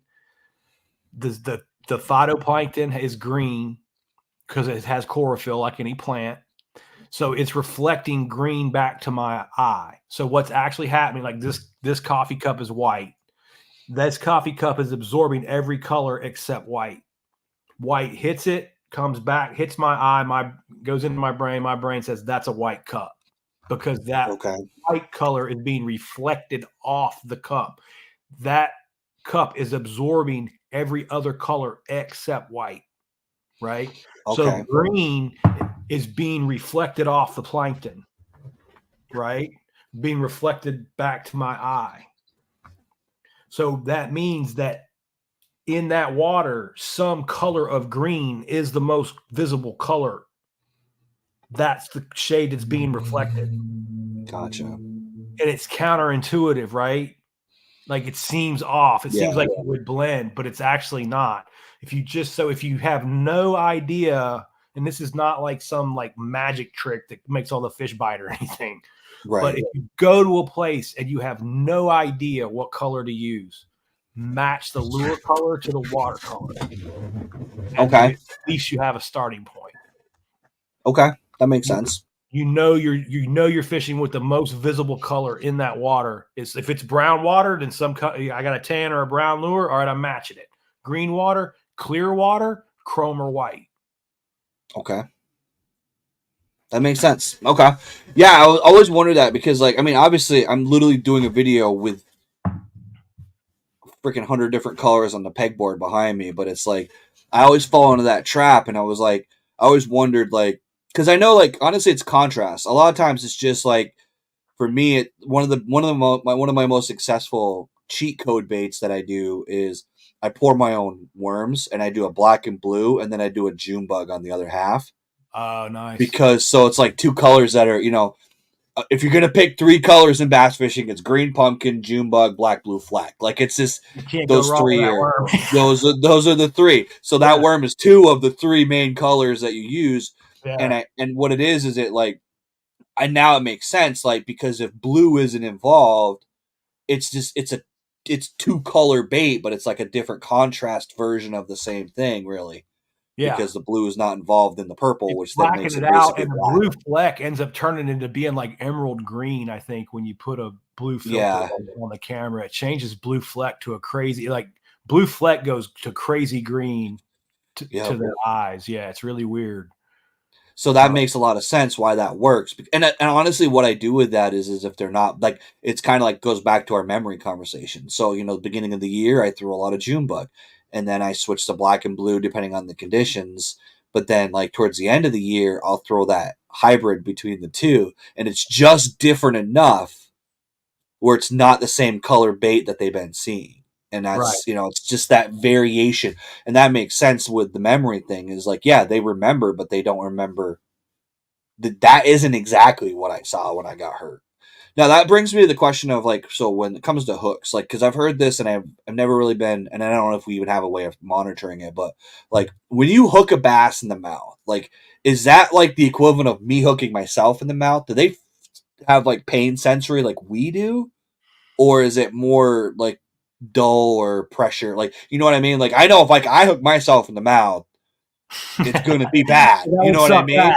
That would suck bad. Like that's gonna suck, but Yeah, like, is it like that for a bat? Because the reason why I no, ask is because it no, no, seems no. like Well, it's nothing. not. Because I've hooked them. I've literally hooked a bass in a video. I did it. I hooked a bass with Yeah, a belly weighted owner hook. So it's a EWG. It's a big hook, right? And I caught like a 6-inch largemouth. Threw it off the front of my boat, cast it, and that thing freaking shot around the front of my boat and hit that hook again. So I'm like, it couldn't have hurt him that bad because this is literally a 30-second window where he went right back to it. yeah, no. I think it's definitely not like the inside of our mouth, right? But Right. consider too, like we don't swallow whole bluegill alive either. True. You True. know, so consider us swallowing a sunfish alive, right? And capturing it with your mouth and then swallowing it. So that's what all those spiky, that poke Yep. your hand when you hold it. Okay, that's what those are designed to do, is save them from that situation, or try to save them Right. from that situation, right? Yep. So when you consider it along those lines, its bass has literally evolved eating a pincushion every meal. True. And it's actually knows, and it's so sensitive. Like I said, its lateral line is so sensitive that it can tell which direction that fish is going. So it knows to eat it head first. So it knows Yep. it doesn't go down backwards because it's Yep. not going that way. Right. And it also can adjust in its mouth. It can, when you get the bite with a plastic worm, you give them that 3 to 5 second pause to give them that adjustment in the mouth. Yep. That's what they're doing with the sunfish. They're adjusting him to getting him head first. Okay, that's good to know. Yeah, I didn't think about that. It's funny because that's one of the tricks like I do is like that's why I fish. So I fish like a say a 3.5-inch Kitech, right? I've Yeah. had way more success fishing that with like a smaller hook. But that makes Mhm. sense because they're headshotting it Yeah. because they're thinking of that as a bluegill, and if they don't headshot it, that spike plate is going to be going in reverse, which is going to stop them from being able to swallow it. They'll just instinctively do the head first. Yeah. And then that makes sense. So Yeah. that's crazy. I didn't think about that. So yeah, because I always wonder that because like honestly, there's some times where like when you hook a bass, I mean obviously they feel something because when you start wiggling that hook around, they even if Hmm. they were docile, they start getting a little excitable. No, But absolutely. They at the can. same time, you watch them and it's like at the same time, I've literally got a 5/0 hook buried in their jaw, and I punch it to get it out of their jaw, and then I throw them in the water, and then I'll catch a. I know I've literally know I've caught in the same fish because I found the same hole in its nose Yes. that I caught No. last week. It's like Like we they'll had to have the same learn. markings. It was stupid amount of information we had to learn at school about like their nervous system and everything. You had to dissect every fish and understand. We had to study fish that haven't been alive for 20 million years for Gotcha. 2 years. You know what I mean? But the point is Yep. their nervous system is definitely there. They can definitely feel in their mouth. But it's also not like ours. They're not feeling pain in their mouth like we're feeling pain. It's not the same Right. thing. Their mouths are designed to do that, swallow bluegill. So their mouths are designed to have a hook in it and pulled out of it. I am much less concerned about the hooks damage and stuff like that to the gills. Like maybe you gill one, maybe you kill one, that's okay too. That's called hook mortality. It Right. happens. How you handle the fish, the slime coat, that's very important. That's the most, I would say the slime coat and the jaw are probably the two most mishandled areas I see bass Yep. being treated poorly. Wrenching the jaw, using the weight of the fish against its jaw. Don't do that. It can break. Drives me nuts. It drives Yeah. me nuts when you see guys like holding a bass like that. Like that. Yeah, it's bad. And like I mean I grab them vertical as I can get them, you know, Yeah, because let yeah, them I hang see so on many it. photos, dudes like this. Like even if I hold them like this for a photo, I've got my other hand like under their tail, their That's belly. what you Like need to I'm do. fully supporting their weight because Yeah, yeah, I hate seeing that. you can sprain or break the jaw, and at that point, the fish will starve to death. So there's a lot of misinformation around that, around the jaw. There's Yeah, no information around anybody understanding that. And the other thing I see is the slime coat. Guys touching the fish with dry hands or yeah, boat flipping the fish onto dry carpet. And then when you pull that slime coat off the fish, that exposes the fish's skin to bacterial infections. And it's really especially important in the wintertime to not do that because the slime coat doesn't regenerate in the wintertime. So if I go out there, boat flip a bass right now, right, and where you're at, and I pull the slime coat off that fish's side by throwing it on dry carpet or dry aluminum, dry yeah, anything, touching it with dry hands, anything dry just peels it like a banana peel. All right, yeah, then I put that fish back. It's got 3 months of skin exposure to bacteria now that it has to fight a disease, right? okay, That's that's not the idea of what catch and release is supposed to be, right? right, Okay, if you're gonna do that to him, put him in the cooler and make him fish tacos. Do him a favor. Don't make him die of disease for 3 or 4 months with a sprained jaw and a bacterial infection. And that's the disconnect that I see on social media is like, you guys are throwing fish back that are going to die that you killed. You had them out of the water for 5 minutes. You know, it's like, don't boat flip them on 130-degree carpet, keep them out of water for 10 minutes and make it like you're doing them a favor when you're putting them back. yeah. Yeah, it's funny because like as mostly kayak angler, like what I do a lot is one of the first things and one of the biggest things that irritates me too is with the slime coat stuff is the guys that are still using straight nylon nets.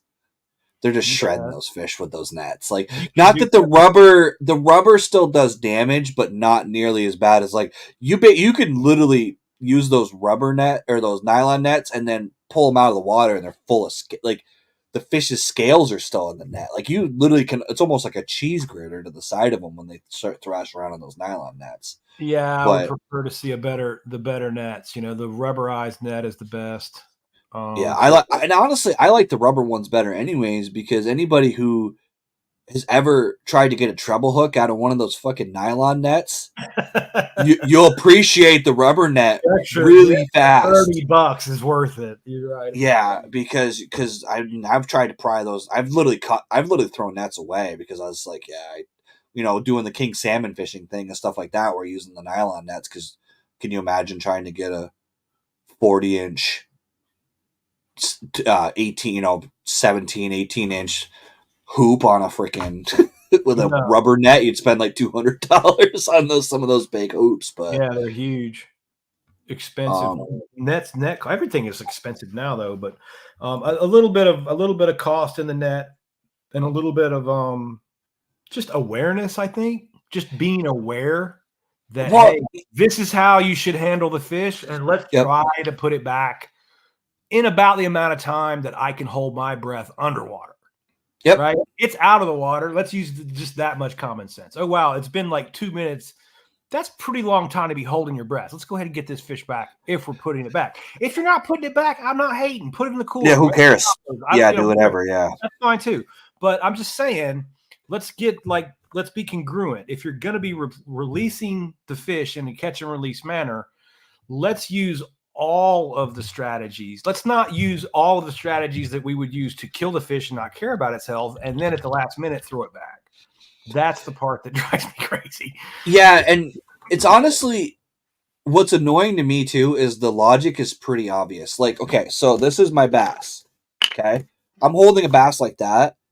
You can feel it. Like, I don't care if it's a 1 pounder or a 5 pounder. When you're holding a bass like that, you can feel the weight distribution and the like the tension on that fish's jaw when you're holding them like that. Like, I Yeah. don't.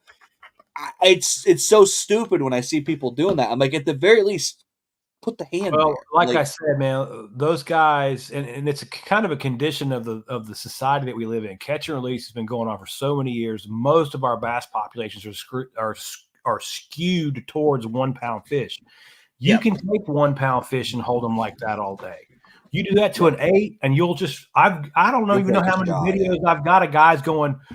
Not even they're just taking the 8-9 pound fish out of the water. Its tail isn't even out of the water, and its jaw goes bow.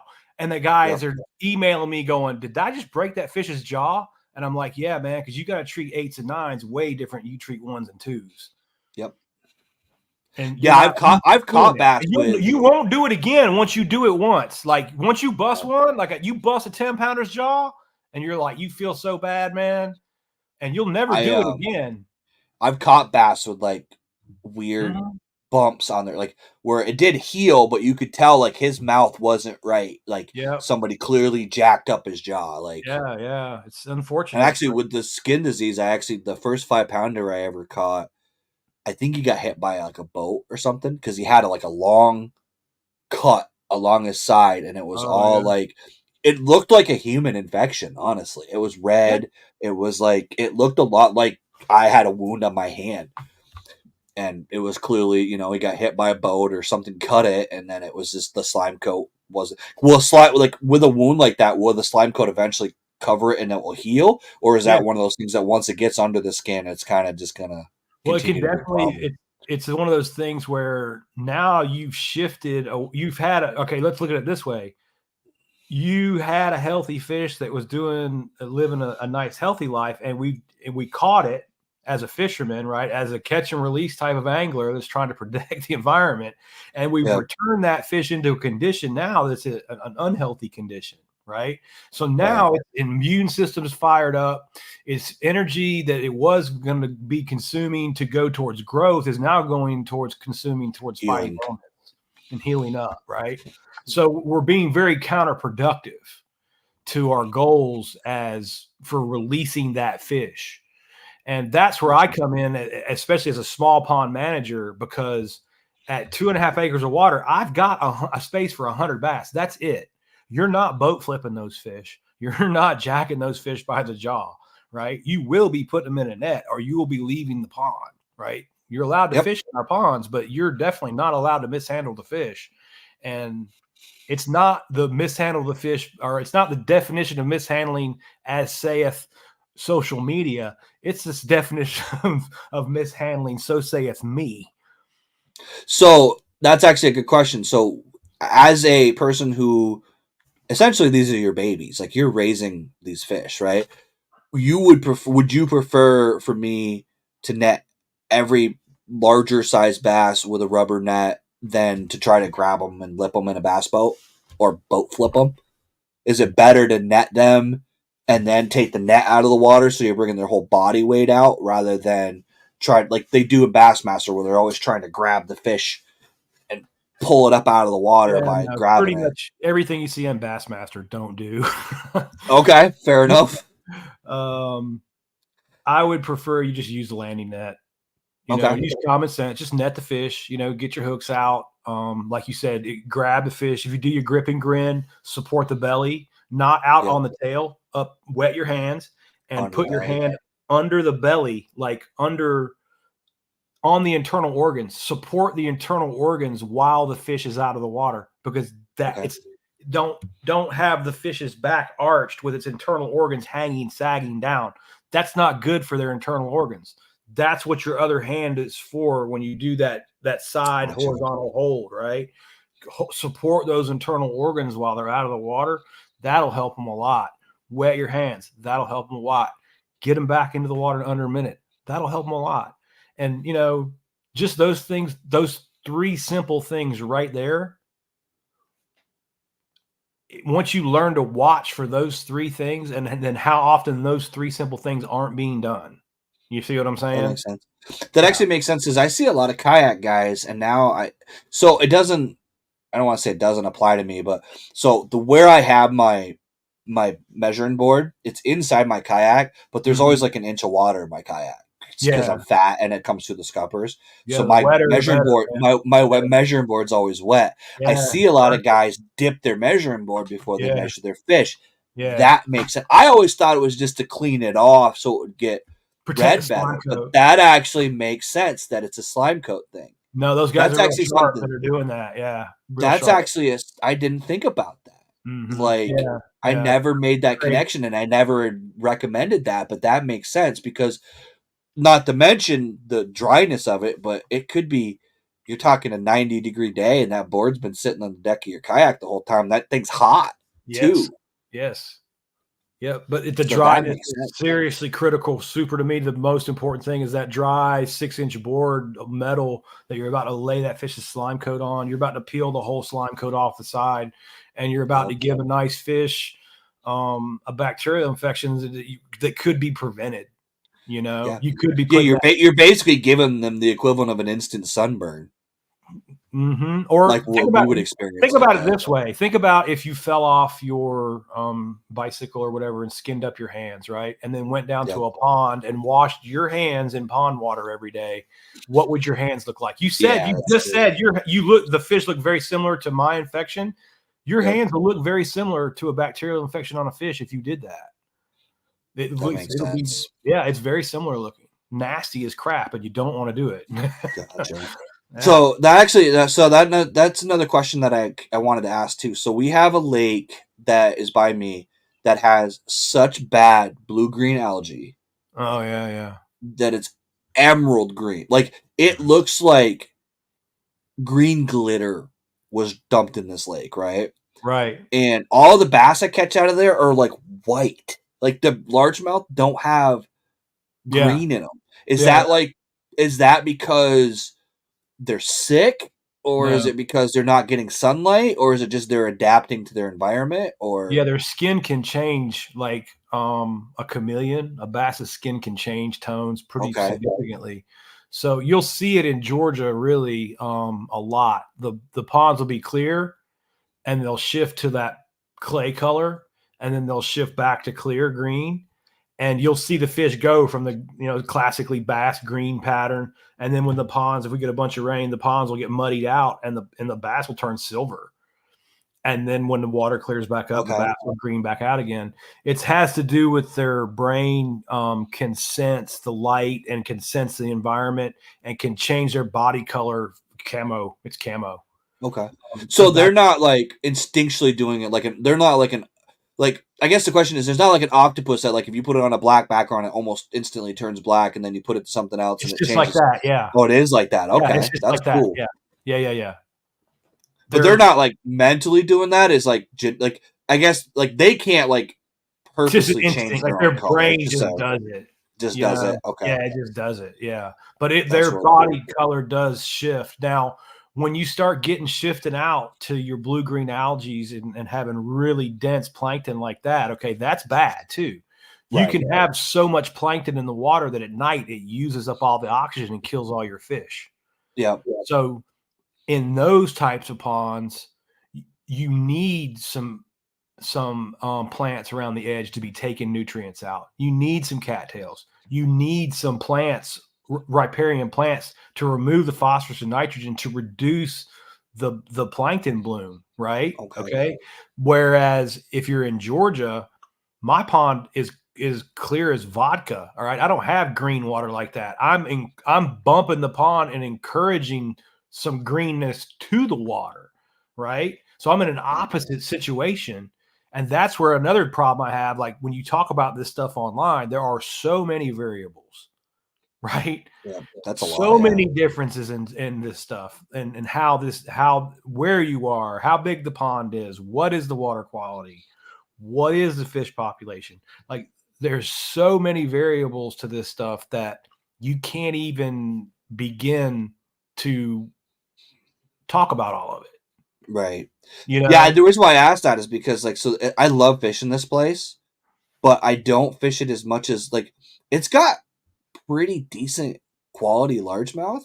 But the thing with it is like I know because of like the conservation side of me. So like when I get done fishing that place, I bleach my kayak because like I don't want to bring that anywhere else because that stuff it is so thick with this algae. Like if you threw like a horny toad and pulled it back across the water or like a whopper plopper, you yeah, can it needs a see trail. the trail Yeah. back to your kayak. Oh Like yeah. I can tell you where the guy in front of me that's fishing the bank went next because I can see his Right. trail. Yeah, It's that's really that thick. It's not, uh, and it's so bad that it's literally posted at the boat ramp like, don't swim in this. If you come in contact with this water, don't eat, don't put your hands in. Like, yeah, it's it like can be literally like, this water is poison, but you can fish it if you want. But like, yeah, it can be and I toxic though.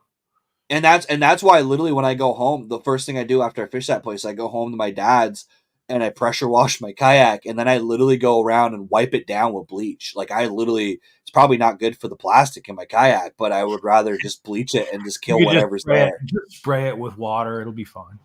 It's just, it's nuts. Like, and I just always wondered that because when I would catch a fish, like, I'd send people photos and they'd be like, "What's wrong with your camera?" And I'm like, "No, they're that color. Like, No, they're it's white." weird. Yeah, it's crazy they changed that color, but they do that. That's nuts. And it just has to do with the visibility of the water, and then again, the fish's brain just decides, Yeah. hey, this is the best color to be, so this is what color we are now. That's the blending color. That's cool that it's like, I didn't realize, like, I always thought like it was just like the basis of the water. So like if you catch a, because you, like you said, you'll catch some largemouth are like almost forest green, and then some are Yeah, like almost black, like the way their colors are. It's totally different darkness, but usually they're all about the same. But that makes sense if they're adapting to their environment. That's why they look the same, because the good all old their boys. brains go. Yeah, the good old boys around here, like the tournament bass fishermen, sometimes you'll hear them called river fish and lake fish, and it's Okay, like the green fish. That's the lake fish that came out of the clear water, because in our southern reservoirs, like the south end down by the dam, those lakes, they never get muddy down there. They're so big, the mud stays up in the river. So yeah, you can tell at the ramp if the fish is silver and not that green color, that fish was caught in the river. that makes But if sense. it was green, it was caught down in the lake. So you'll hear the old school bass fishermen talk about, oh, that boy's up in the river catching those fish. They can tell by the color of the fish if you're smart. That's funny. All right, Mm-hmm. guys. So we're almost at 2 hours. I'm officially gonna close the drawing. I'm actually gonna switch screens real quick because I think I know how to do this. And we're actually gonna draw the name. So I'm gonna do this. The way we're gonna do this, guys, as soon as this stops doing it, I'm sure you can probably actually see it down there in the bottom. But we're gonna throw this up here. I have everybody's name who entered. That one's not, doesn't count because I clicked it before. We're gonna do it one more time. So looks like it's Tim Williams, anyways. Wolf of Walmart asked a question about getting rid of otters. That's easy, 12 gauge. Yeah, that would be my recommendation. So Tim, email me. I'm actually gonna put it up here for you. This is my email address. Do me a favor and send me an email of your address, and I will send it out. So what you actually won for this drawing is, I actually have a Yak Attack hat, and this right here, which is kind of cool, is a swim bait pack. So there's some big swim baits, some little swim baits. There's some like monsters in there. I don't know if you guys can even see those very well. This is actually a really cool little pack. It's got a bunch of different baits. It's got some little craws, stuff like that. I will get this sent out when we get to 1,000 subscribers, which ironically, the way I grew is 8 more subscribers, and I haven't looked since we joined this chat. So we might even already be there. Yeah. We may have already surpassed it. We're gonna do another one at 1,000, and then every time basically anytime I double my subscriber count, I'm gonna try to do a giveaway. But it's really just a thank you to you guys, because this is just something that I do for fun. But obviously, I want to try to grow and get more people viewing and build this network up. So, Tim, I will definitely message you. I have contact information for you, I think, anyways. But just hit me up on my email, and I will get that sent out to you. I don't want to necessarily tie you up for too long, unless you want to hang out for a little longer. But Got any more questions? Throw them at me. absolutely, yeah. If you guys, anybody in the chat, like, definitely throw up the questions. I'm trying to think of like the biggest. So actually, I will ask this, and you might not know it, but like when they do spray for like milfoil, for example, right?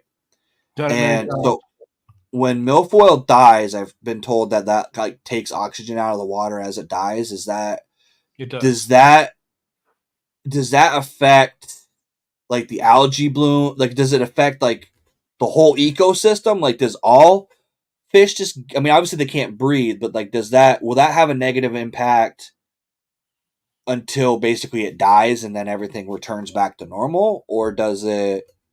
I asked because I have a lake, my favorite lake that I was talking about. They spray it every freaking year around July. Mm-hmm. The grass is just as thick come October as it was when they sprayed it in July, because I don't know if it's what they're using or if it's just so robust of a grass that it just grows right back in.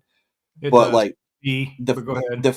the fish literally, that area, I can catch bass all day long.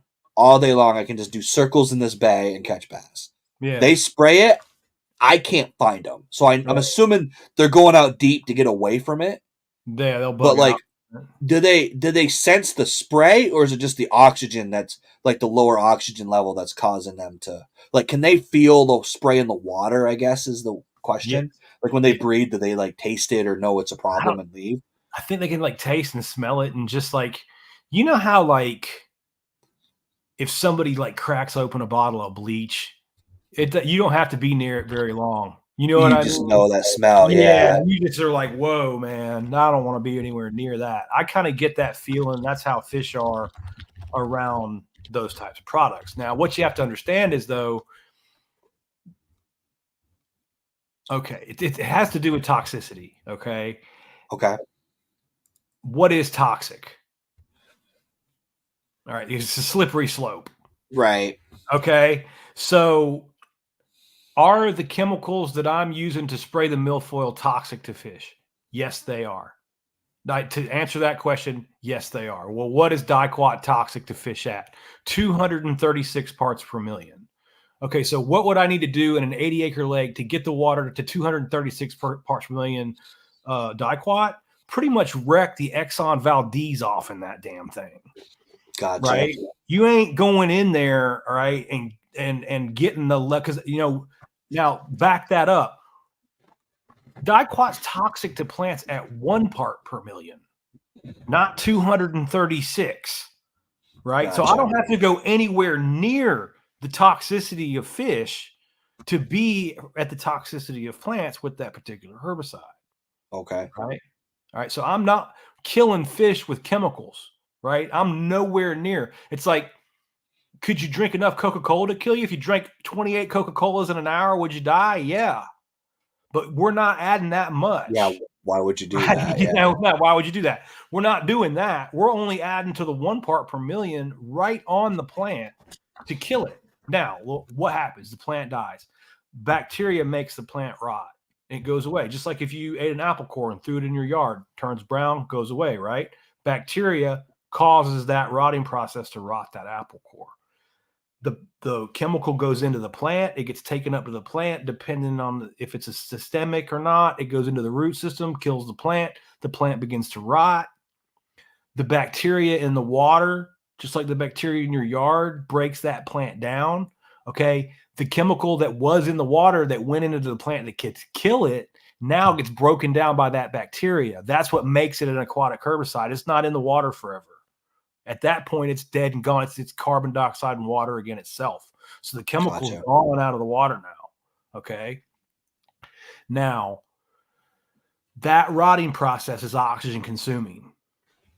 If just based on sheer experience, if you've got a 1 acre pond, you want to hit it at about 25% of the pond. Like you don't want to spray more than 20 or 25% at one time, especially when it's warm, because the warmer the water, the less the oxygen. So if you spray a pond too much, you can kill the weeds down to where at night that rotting process consumes all the oxygen out and kills your fish. Now, what I do in my ponds is I get that treatment process going much earlier in the spring. As soon as those plants start coming up, I start my treatment program. I don't let those plants get to where it's choked the lake out like you've described, right? Gotcha. I do a couple quick light treatments earlier in the spring and punch those punch that stuff in the mouth before it ever has a chance to establish on me. And the water's colder and it has more oxygen in it to begin with. That makes a lot more sense. Yes, sir. All right. So Yeah, it's how you use your herbicides and now Yeah. if you let it go into the summer, now you've got a much denser plant growth that you have to add more chemicals to at the worst time of year when the oxygen levels are at the worst. Right. Yeah. So it, again, as a private consultant, not somebody dictated by bureaucracy. You know what I mean? It's not some politician telling me to go spray the lake. This is Shan O'Gorman. You hired me to take care of your lake. That's how I take care of it to the minimal amount of impact. I also use a fish called grass carp. They're vegetarian fish, like goats. Yeah. They go around and eat all the grass up. Now, do they eat every weed? No. But they take care of like 80% of the problems that I can have in Georgia. So that's just not putting chemicals in the environment, saving me money, saving my client money, right? And then allowing me to kick back and not have to worry about 80% of the problems that I could potentially have. Now, with the carp thing, that's a touchy subject for certain states, but the carp thing, will the carp then breed and start to overpopulate and affect that? No, it's misinformation. Yeah, it's okay. These are definitely Asian carp, but they're not the Asian carp that are getting the news problem with the These carp are sterilized. Actually, my buddy Brian down at Owen Williams sterilizes most of the grass carp on the East Coast in Hawkinsville, Georgia. Owen Williams Fish Farm. They pick the eggs in an incubator and they pressurize them. So what ends up happening is it changes the chromosome in the egg, and the fish just don't develop sex organs. So they can't reproduce.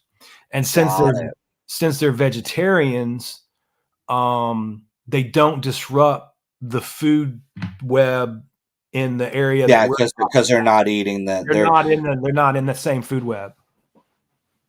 So then theoretically, they don't affect the carrying capacity because they're not eating the same. If anything, they become a food source if you got something like a bigger predator that could eat. Like in my waters, like a pike would eat them, so they would become prey, but they're not. When you first stock them, the bass will eat them. Yeah, I was gonna say Well, bass are like big enough. The bass will smoke them. I think that's one of the reasons that we like bass so much is I don't think there's anything a bass won't eat. Nope.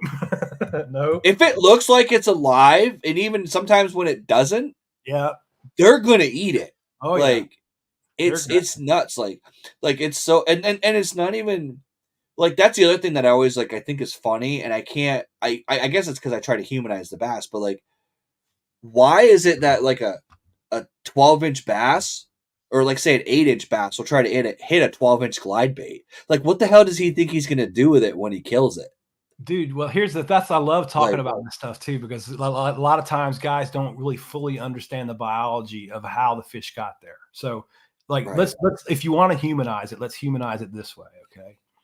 I don't have kids personally, but a lot of guys have kids. So this will personalize it for you. All right. Your kid grows, like you have a kid, right? And you send them to school, kindergarten, first grade, whatever, first year of school. Right. Okay. Now imagine, to get to second grade, your kid is the one coming out alive. Okay. You're fighting to the death in first grade. So your kid goes to second grade. Now he's going into second grade next year 2. Same thing. You want to go to year 3, you're the only one coming out alive. It's survival of the fittest. Okay.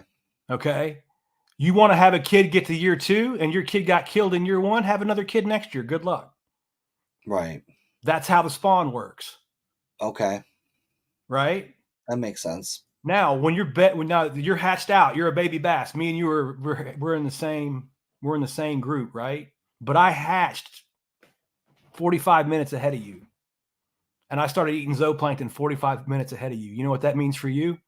That's your ass. Your ass is mine. You're my brother doesn't mean nothing. I'm going to eat you. I survived this crowd of fish because I ate my way out of it. Okay. Okay. So I guess that makes sense. There's nobody on your side. Okay. You get to 8 inches and you swim out there. Guess what happens? Bam, your mom just ate you. You just messed up. Yeah. Okay. There's no love. There is nobody on your side. Everybody's against you. You're a killer. That's it. Go kill. Got it. That makes sense. Okay. Yeah. Yeah, because there's a lot of species like that. Like up here, I know Oh, you said you don't deal with perch a yeah. lot, but like No, perch, the same thing.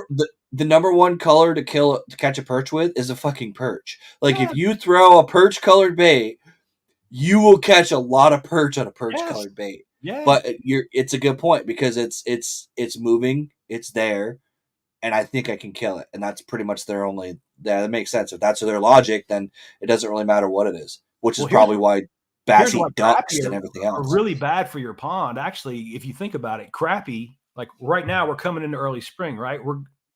Your ice goes off. What happens? The crappie are probably spawning right then, Yeah, right? All yeah, right. And then you got like a couple of weeks, a month or whatever. Then you get into your bass spawn, your bluegill spawn after that, right? Well, and then the pike. those crappie spawn pop off early. Now Yeah, you got 8 bajillion tiny little baby crappie eating zooplankton around the edges.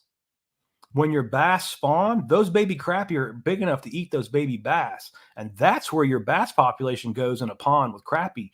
They're gone about they're 20 eating them seconds up. after they hatch to a crappie spawn.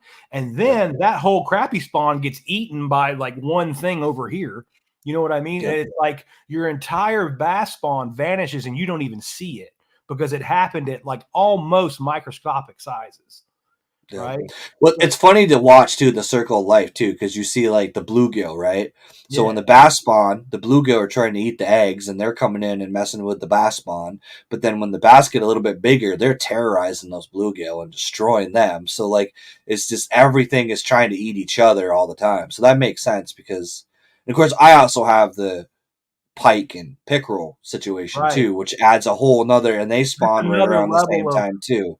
yeah, that you probably don't have the stunted 1 pound bass populations like we do because you've got pike and muskie to control 1 pound That bass. Yeah, So yeah, the pike and muskie, like we don't have muskie as much. There's only a few waters that really have muskie. Up mhm, here, it's more pike and pickerel, but like you said, it's mhm, weird because you get a bunch of 17, 16, 17, 18-inch pike, but then right, you can get 30s. right. And once a pike gets to 30, there's nothing in our waters that's going to contend with it. So at No, that point, he's invincible and he can eat whatever the hell he wants. So right. then that's the only time we really run into problems is there is some bodies of water. There's one by me that has just stupid pike, like just Yeah. matter of fact, the one in my intro, Yeah, it's yeah. freaking monsters. And you Beast. know what I caught him on? A 3.5-inch Really. Kitech No kidding. That little because that little bait. It was the funniest thing. So like, it's a weird place because see that, but that lake has trout, it has catfish, it has bass, it yeah, has your standard panfish. right. So there's enough diversity there, and it's 1,000-acre lake. Yeah, There's it's a enough big, diversity there huge to keep it filled. natural lake, you know what I mean? But it'll still have a carrying capacity, just like the carrying capacity Right. here. It's going to be between 100 and probably 300 pounds of fish per acre. Probably Yep. closer to the 300 pounds. Up there, it's going to be more fertile, maybe even four. If you get over 400 pounds of fish per acre naturally, though, that's when you start getting those blooms, like you're talking about blue green. Like you'll Yep. start getting really green water. It'll be evident that's like 400 pounds of fish per acre. Water looks like pea soup. Yeah. There's definitely ponds up here that's the case all the Yes, time. Like it's just no yes, matter what you do, it's going to be yes. like that. Now Yeah. that's It's rare here. That's usually our water's Oh very really? clear Yeah. here. Yeah, it's different. Now you could totally add fertilizer, like do a fertilization program, boost your plankton up, and over fertilize and kill your fish. I've seen guys do that. Gotcha. Yeah, that's something that can definitely happen too. See, that's a crazy thing about the carp thing because I always had this like I've heard the horror stories. A guy said, "Oh well, they put carp in this lake, but then the carp ate all the grass, so then there's no plankton, so then it killed everything." And I'm like, What it did was it changes what usually happens. It'll change the weed line of the weeds will choke the lake down to a point where bass are pretty much just sitting on that weed line, and they're really easy for the bass fishermen to find. right, When the carp go in and clean up that weed line, Well, now you've just changed the entire how everything relates to structure in the lake by getting rid of that weed line.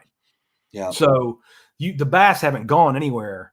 You haven't They just needed ruined to go. anything. They They're just just need to in a find a place home. aren't as easy to find. Is the only thing that's Yeah. happened. Because Yeah. that's what I think. That's what happens when they spray. I think that's my problem is that there's places where because there's places where they can't kill the milfoil because they're in 80 feet of water, and that Mm-hmm. milfoil never makes it to the surface because it hasn't grown that far yet. Yeah. And I don't even know if milfoil can grow 80 feet, but there's places where it's that deep in the middle. And Right. I know there's grass there because you can see it on your fish finder. You can see that there's definitely not flat bottom, and there's some sort of tall vegetation down through there. It looks like Christmas trees, in different spots. But that's a good point. That's actually something that I'm going to think about now when I bass fish, because when they spray, I just don't fish that lake for a month. I just give up on it Yeah. because I'm I I would don't even want bounce to. off of. I would find the and even notice that really like here because the plants here die they're very sensitive to cold, and a lot of these plants just die in the lake behind the house. But I've noticed that just be on the green, whatever it is, green bass just like it green. Yep. If it's brown, you're probably not going to Yeah. do very good on it. You know what I mean? But if it's still Yep. got some green in it, you'll probably be okay. That makes sense. I've just noticed that, over the years, just as a Well, and general. a lot of the plants too, most of them do put oxygen back in the water too. So then Yeah. they're getting more clean water, not clean, but they can breathe better. There's more Well, oxygen available, let's and clear that up too, so we all understand. The primary driver of oxygen that fish breathe is from the plankton photosynthesis, and I'm talking over 95% of it. The oh, okay, oxygen coming from plants is irrelevant. You can have no plants and be fine with oxygen. oh, okay, Yeah. As a matter of fact, because plants overgrow so fast and create that situation at night where they use oxygen, it's best in my ponds that I just don't have them because I don't want the chance of them doing that to me. I'll use other brush piles, rock piles, other forms of habitat that can't grow over the pond and create an oxygen problem in my ponds that I manage. And I okay. just completely, and you'll always have some algae. You'll always have a little plant growth. You'll Yeah, always have a small amount. You can't keep it 100% out. But I no, certainly am on my ponds much closer to 100% no plants. And we've got gravel beds, stump piles, brush piles, blowdowns. We just use my stump piles and brush piles and blowdowns are not going to overgrow my pond and kill my fish population. Right. I have no that makes chance of sense. that. 0% chance of that. So I just manage my lake or my ponds for no aquatic vegetation. Because here's the part that I've seen that the guys don't see. You take a wonderful pond that's growing beautiful fish, you let that aquatic vegetation go past 30% coverage, and it destroys your bass growth. Right. That's the part they don't have that Okay, experience. I certainly do. And here's what happens. The aquatic vegetation creates so many places for the forage to hide that the bass starve. How long they yep, starve depends on how long those people who own that lake let that vegetation stay thick like that, right? Is it a year, 2 years, 5 years? How long does the HOA come off before they come off the money and get it all approved? All those types of situations. yep, Okay, so you've got a situation either where the bass can't hunt due to the thickness of the weeds, or the only bass that can hunt are the tiny bass fry in the small pockets. So you create this microcosms of massive amounts of bass fry and nothing else. So I that go makes in, sense. spray those weeds out, and now you've got a whole pond full of bass that normally those bass would have been eaten by a bigger bass and you wouldn't have this problem. But now you've literally just created this massively bass heavy problem due to a weed. And it's the weed that did it, not the spray. That's But the funny because spray Lake is Bombazine. blame. That's funny because there's a lake here called Lake Bombazine, right? And the north end of that lake, if you didn't know there was water there, you wouldn't know there was water there. It Right. looks like a meadow, Yep. right? And they started spraying it, and there was this whole big to do. They actually brought in a dredger, which I think is funny because I get it. And as someone who I used to bitch about a lot of this, and then I started talking to guys like you, and it started to make more sense why they do things the way they do it. Like Yeah. the dredger is great, except what you guys don't realize is that How fast that's that goes back. spreading that milfoil because Yeah. there's when you all you need is a piece, and then if it deposits itself, it's just going to relocate that grass. It's going Right. to regrow because when you rip it out, you're still leaving particles in the water that can then grow somewhere else. But the northern end of that lake, I've never had. It looks like something out of Florida. Like the best thing I can attribute it to is it looks like one of your lakes. Like it looks like a place where like you've got to cut a trail through the milfoil to get to anything. Like you're bushwhacking. Hmm. Like I call it making salad. Like when you go up through there with a motor, you're turboing up grass. Yeah. I've only caught small fish in there, and that makes sense because Yeah. It yeah, there skews probably is that. a few big ones, but they can't move. They can't And hunt. like you said, all the bait are up there that they are eating, but they're all everything's small because it has to be small to move through the environment. It's like a Yeah. jungle. It's Yeah. so thick that they have to be small to be able to navigate it. That's interesting. I never thought of it like that. Yeah. You can definitely have situations where the plant ruins the fish growth. Yep, that's Sure can. crazy. Yep. See, that's exactly the kind of stuff that like I don't want to say I'm intelligent and like, but I'm more woke. I feel like than a lot of fishermen because they're like, "You're ruining our lakes," and I'm like, "Are they though?" Well, Like, here's the thing. Here's the thing. because I want to know, like, because that's why I always ask these questions because I'll be the first one to admit I've bitched about them spraying lakes and how it ruins fishing for a little while, but now that I've talked to you and I've talked to some other people, like, it makes sense. Like, did it ruin the fishing or did it just make it harder to find them for a little while, which made me Yeah, feel like it ruined fishing? that's kind of And what then it is. Yeah. I used to say like, and that goes again. I'm literally talking shit about myself now. One of the things I used to say is, you know, after they spray, I used to see a lot of dead like catfish. I used to see a lot of dead bluegill, but Mhm. that makes sense because they're probably, which to be fair is kind of to my point, but not my point is they probably oversprayed. The oxygen got sucked out of an area, Well, and the species like catfish that are just laying down in the mud didn't get out quick enough, and that's why we're generally finding belly speaking, up. um, on a fish kill, on an oxygen related fish kill, which is what that would be, you would have killed too many plants. You would have had depleted the oxygen at night, and Yeah, you would have and when or so what I'm getting at is when you have an oxygen related fish kill, you usually have diversity of species. It's not just catfish or just bluegill. It's everything. right. If you have just dead bluegill, that's usually spawning stress. Just dead catfish, just dead crappie, that's usually like like right now, watch and see. Somebody on the line will come out, will freak out. Oh my God, all these crappie are dead in my lake. Okay, well, it's the springtime. That's spawning stress. They'll never listen. They'll panic. They'll go spend $5,000 on water testing. It's the crappie spawn, and they die sometimes. That's how it works. Okay, 2 months from now, you go to a pond, it's full of dead bluegill. That's not from a chemical spill. That's just spawning stress. I've even gone into perfectly healthy lakes and seen like every fish over 4 pounds in the spawn, boom, dead. No idea why. Still don't know got why. it.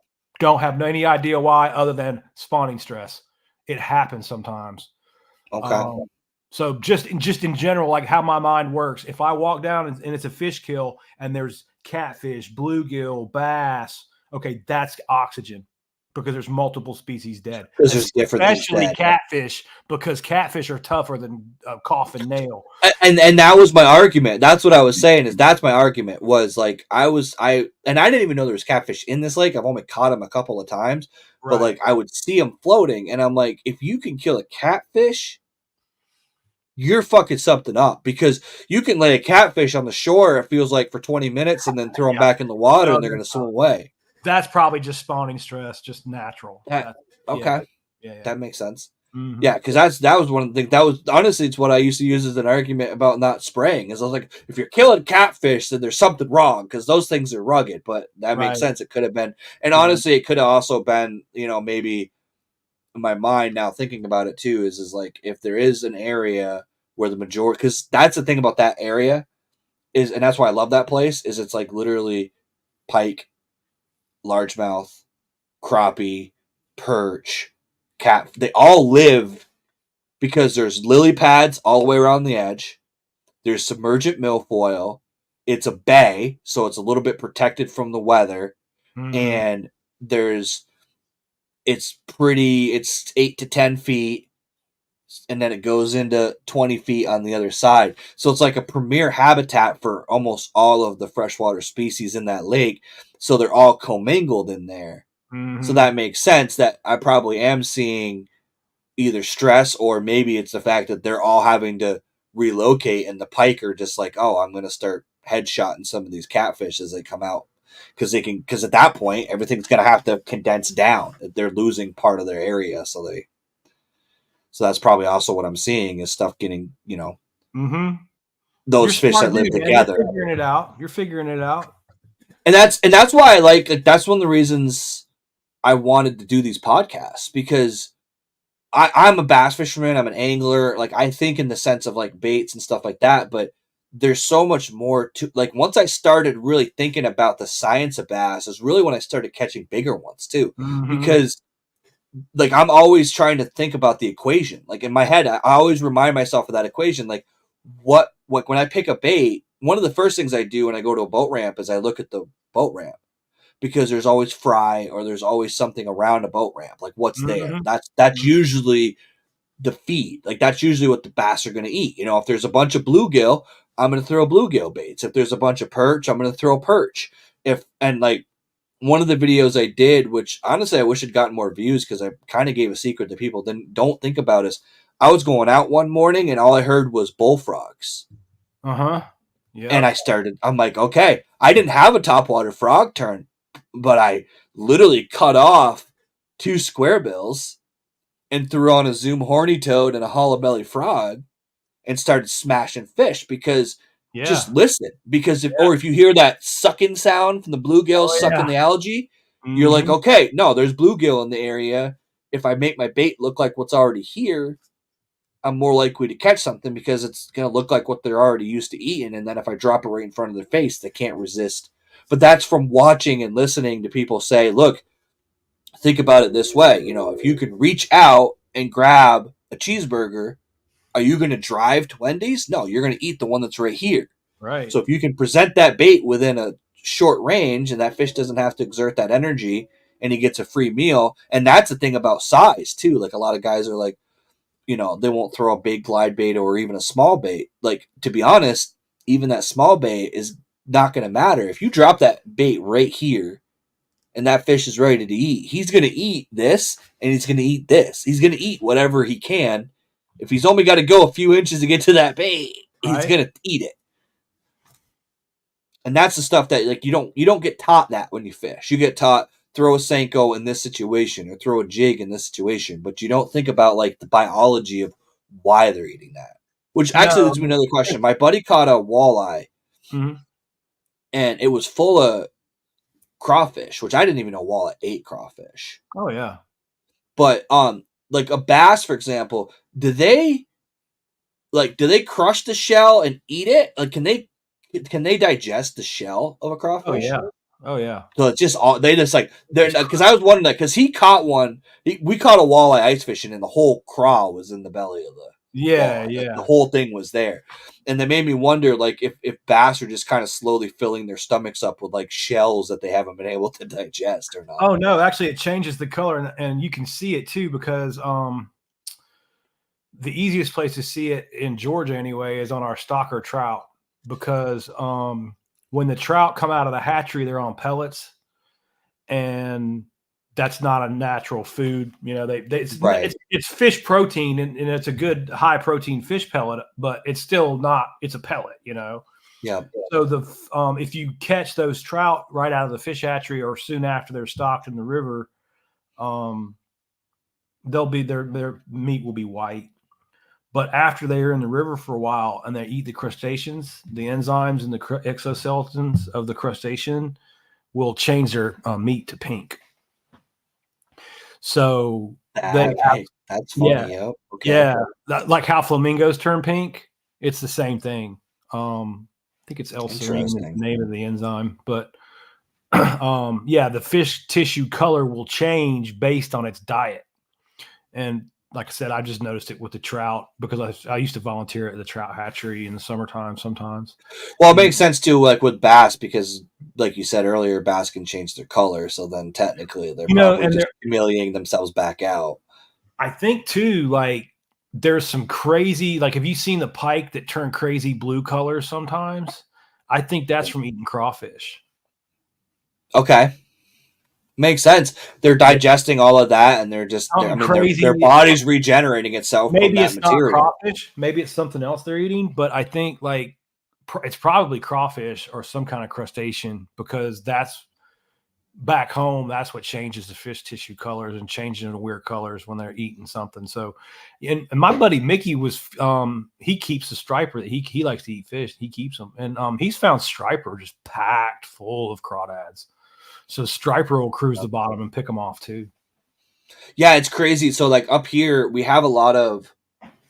That's probably in some of our lake. Obviously, bluegill and perch are like our main forage, right? But then, once the crawfish once they're around, they'll start eating those too. And like that lake I was telling you about, like a jig is like probably your best. You go around the lily pads and throw a jig down there and drag it across the bottom, and that's Yeah, where you're gonna start catching your big ones. So yeah. like I wonder, like do you know, like is a crawfish or crawdad or whatever, are they more protein rich than like say a bluegill, or is it like a different, like are they more likely to grow big because they eat those or bullfrogs versus Oh, bait fish? I would look at I put crawfish like from my pond perspective.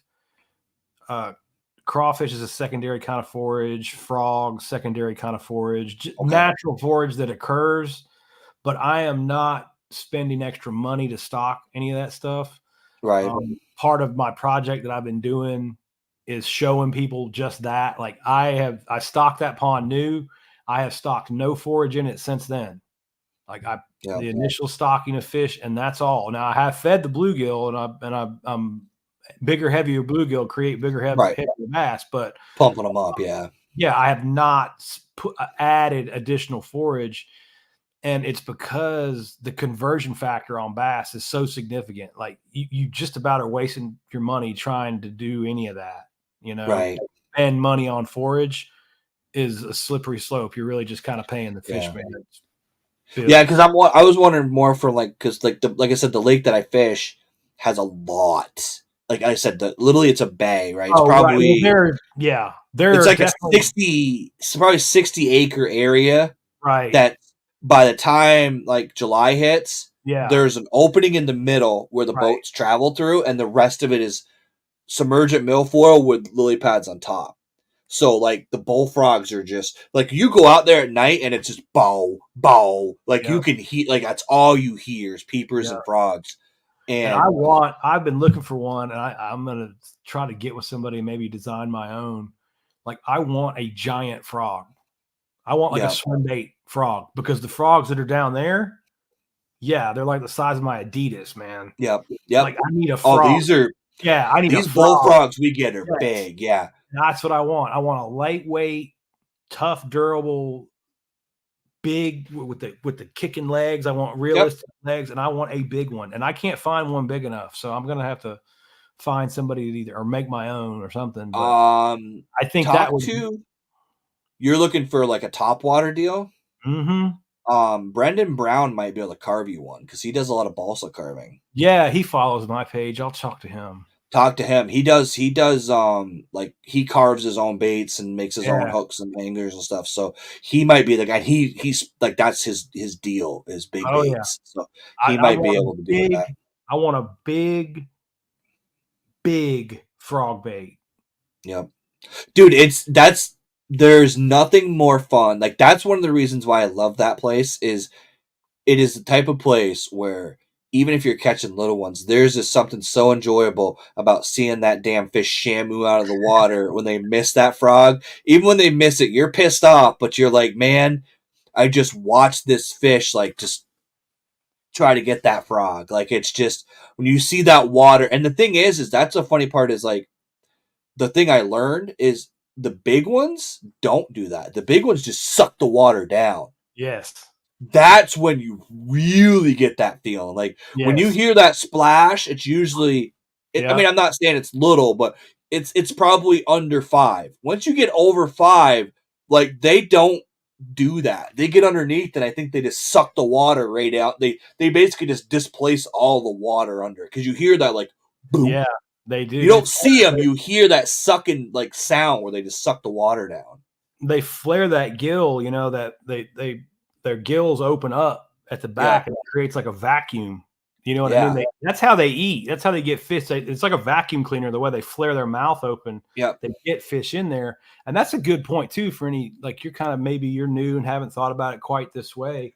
You know how you have like a jig or a spinnerbait, and it's just a skirt with a hook. It's not anything. There's no bulk to that. Right. I'll always put, even if it's just a 1-inch piece of an old plastic worm, onto those types of lures to give them some bulk. Because when the bass flares against just a hook and a skirt, it won't. You know how like spinnerbaits will have trailer hooks? You won't need a trailer hook if you put a little bit of bulk on your spinnerbait so that it can pull it gives it more gravity to pull it back. It'll give that bait something to pull against, or it gives that bass something to pull against and get that bait into its mouth. That's the problem. That's why you need that trailer hook. There's nothing to pull against. It's invisible almost. It looks great, but it's just a blade and a skirt. There's nothing there really. It's almost like a mirage to them.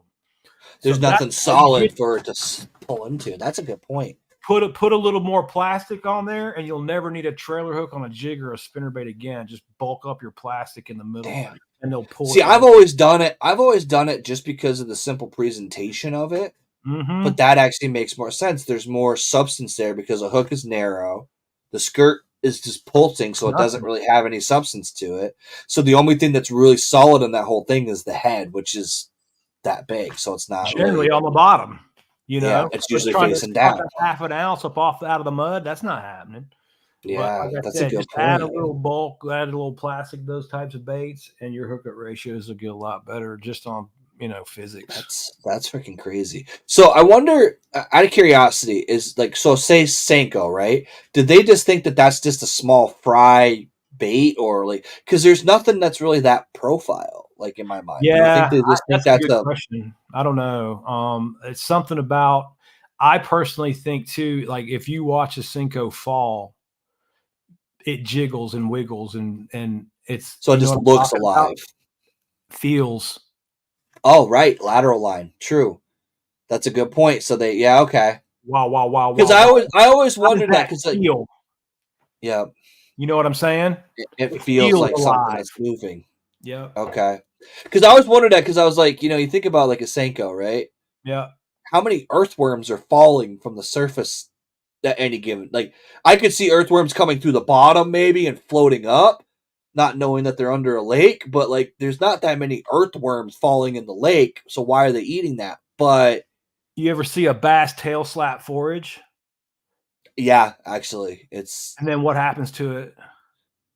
It starts to fall. They start to fall. Yeah, that's a good point. And then what's it start to do? Wow. And I think that Senko is touching on that vibration signature of that, and that fish feels it and gets excited. Oh, ooh.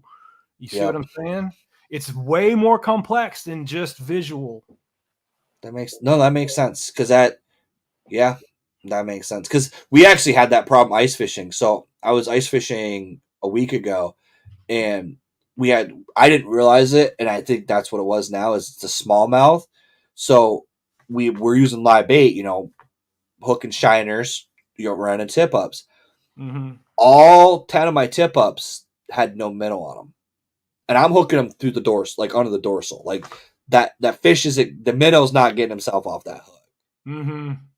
And I realized that what was happening was, which is funny because I didn't think about it until after I got home, was those smallmouth were tail whipping those minnows, and it was knocking the minnow off the freaking hook, and then they were eating the stunned minnow. Yeah. So then all my hooks were just sitting there, but it wasn't setting my tip up off because they weren't pulling. Yep. they were whipping it upwards, which doesn't cause the line to pull down to set that tip up off. So I was going, I was pissed because we were literally basically fishing with no bait for like an hour. Yeah. And literally, as soon as we really went around, checked every tip up was bare. We put minnows on every tip up, and then all of a sudden we caught yellow perch after yellow perch, then a smallmouth, then a walleye, then a pike. Like all of a sudden, it was active. Yeah. But it Yeah. was because those hooks had been stripped. But I didn't think about it. But yeah, that's probably what it was. Is the freaking smallmouth or the pike were just biting them in half, which could be Yep. it too. But yeah, that's funny because yeah, they probably were. Because I've seen like sometimes I don't think, and you could probably answer this better. Like I know there's been times where like I'll fish. Like I think the wacky rig sometimes if you have like a slow falling wacky rig, I Yeah. don't think it's really as much that they want to eat it as much as they're just pissed off and they want it out of their face. There is that. Because I know sometimes you throw a wacky rig. Because I actually throw mine. I make when I pour a lot of my own. I don't put a lot of salt in them Mm-hmm. because I want them to fall slow. And Mm-hmm. I'll flip them up under a dock, and it takes Mm-hmm. freaking seems like forever for that thing to hit the Mm-hmm. bottom. Yeah. And sometimes I'll cast it in there and get nothing. I'll cast it in there again, and about halfway down, all of a sudden, in the same spot, that bass hits it, and it makes in my mind it's like I pissed it off. Yeah. You Like did. it knows something's alive, it doesn't want it in its area for whatever reason, Yep. and it just lashes out. But a Yep. bass doesn't have hands, so his version of punching it in the face is smacking it with its mouth, and then you hook them. Yep. So I didn't know if that was like just my own theory or like because like No, and I think I fish that way. Like I'll pull up, especially when I'm like kayak fishing. I'll like have a 3-rod set up, and I'll make sure that if I'm on a blowdown, all 3 lures get worked over that yep area before I pull away. And maybe I even yep change lures too. yep But don't be like I used to be like afraid of like you go up to the blowdown, you fish it, and you fish there for a few minutes, and you've kind of blown it up, and you feel like you've pushed it too hard. Just back off of it. Give it a half an hour. yep. Go back and fish it again. The thing that shocks me the most is like you can look at a water, you can look in that water, you can see the bottom, you can cast in there, you don't see a fish, and then all of a sudden they're like Oh, they they're shoot in from they're freaking so good there. Yeah. at blending in, man. I've had so many times where like I've literally gotten bites and been like, where the hell did that come from? And then all of a sudden you're like, whoa, where did you come from? I It's like a feel like, deer. It reminds yeah, me a lot of like deer. Like when you're staring at a tree and all of a sudden the tree starts walking and you're like, holy right. shit, that's actually a deer. I feel like what you're describing to me is like the forward-facing sonar conversation that's going all over the internet right now. Like Yeah. all those forward-facing people are kind of getting caught up to what the biologist who ran a shocking boat already knew. The Right. fish are right there. Yeah. Okay. They're there. Is the tree there? Is the ledge there? Have you caught fish there before? You'll catch fish there again. They're right there. I know where Yeah. they are. Okay. I ran an electrofishing boat for 30 years. I know where the fish are. They're on the cover. Like I don't need forward facing sonar to tell me that. Right. Yeah. So these guys are looking at it. Now I can see where they can see how the fish are reacting to the lure. I can see Right. how that gives them a significant advantage over someone who doesn't have that. But other than that, I don't care. I know where the bass are. Like, if you don't Yeah. know where the bass are, you're an idiot. Well, and it makes You're sense in the because cover. like the other thing I've always believed in too, which you kind of touched on too, is like there's a dock on a lake, right? And you catch a Yeah, 5-pounder on that dock. yeah. And then you come back a week later and you catch a 5-pounder on that dock. Sometimes it's not the same, like it's not the same fish, but like Oh no, if a dock is good for one 5-pounder, it's good for all 5-pounders. Like there's a reason that five there's pounder something was there. there. Yeah, yeah. See, I call that the structure in the structure. So if you like with an electrofishing boat, let's say we're looking at I don't know, it could be a row of docks, or it could be 100 acres of flooded timber, right? Yeah. What in both scenarios, you're looking at a massive area that you want to try to scale down, right? Say we have a 100-acre pond with docks all the way around the edges, and we want to electrofish the most productive water, or we have the same thing all full of timber. We want to electrofish the most productive water, catch the most fish. It's going to be the same principle. Find the ledges, look in the timber, and find the creek channels. Find where it gets deep faster. Okay. Yep. That's where you're going to find the fish. Find the structure in the structure. Find the depth change in the structure. On the docks, same thing. Where are the fastest ledges, where the steepest ledges, where the docks are at. Those would be the first places that I start with my Makes sense. electrofishing boat. Big bass want access to deep water fast. So I just keep that in my mind, and I look at the situation and go, all right, where is the access? Where's the wood structure on the deep water access? That's where I'm going.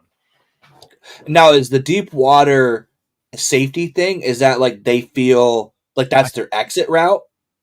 It Is that what seems that like, is? yeah, I think so. And like I've noticed too, like on the 5.8 bellows gill, Oh, that don't that talk about that bait. That's a that dirty bait. I lure don't want anybody to know about that thing. it triggers them, man. And like I don't get it. I catch a big fish on that bait, and it is just smoking towards deep water, right? Like when Yep. it triggers and grabs that bait, it goes for the deep water every single time. And so much so that when you're fishing that bait, make sure that you're not in your kayak in the deep water casting back at, you want to be Yep. parallel to the bank, casting down the Let it bank run. so it runs that way and you can get a good hook set. Don't be in the deep water casting back at the bank.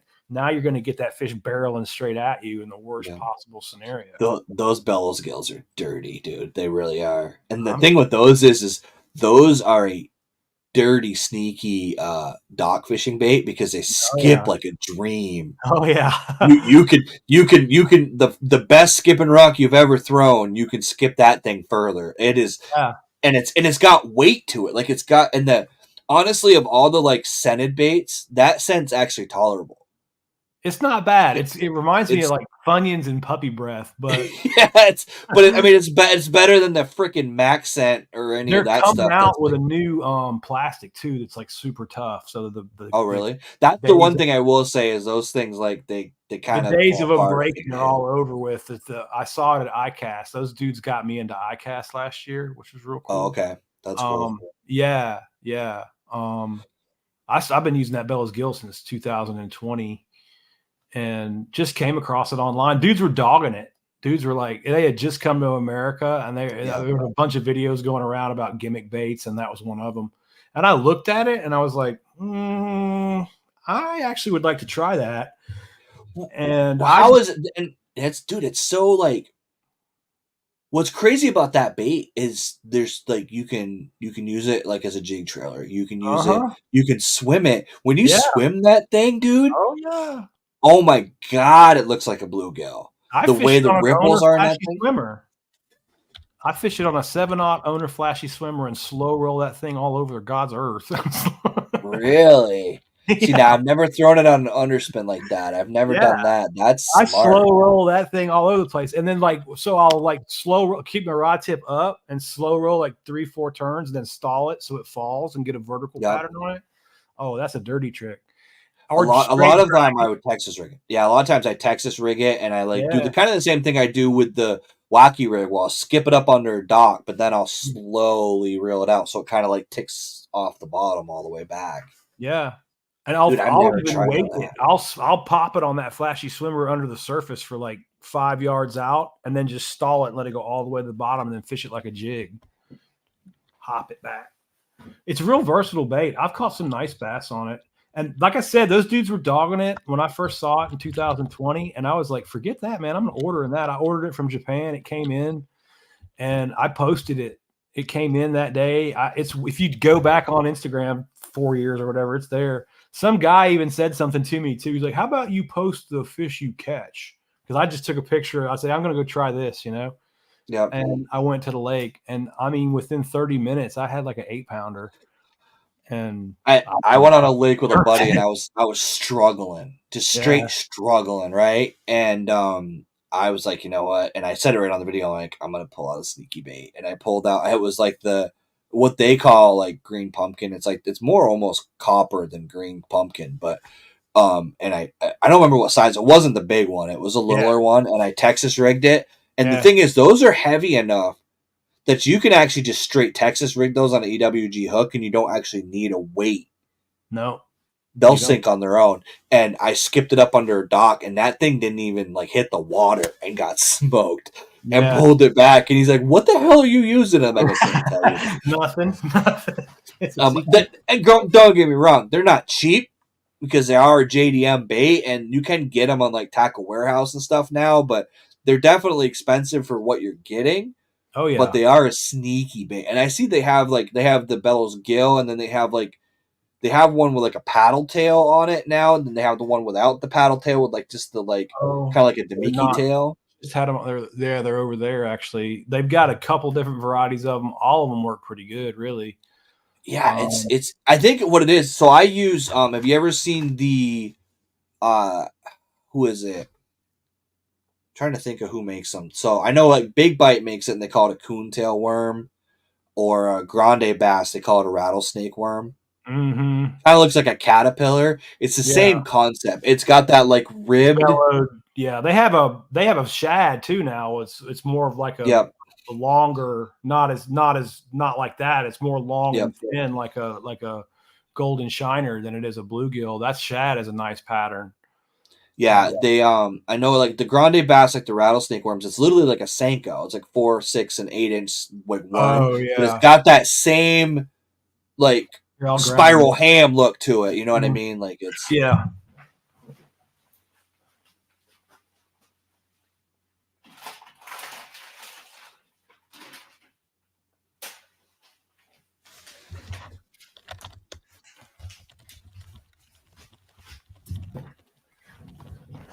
Ouch.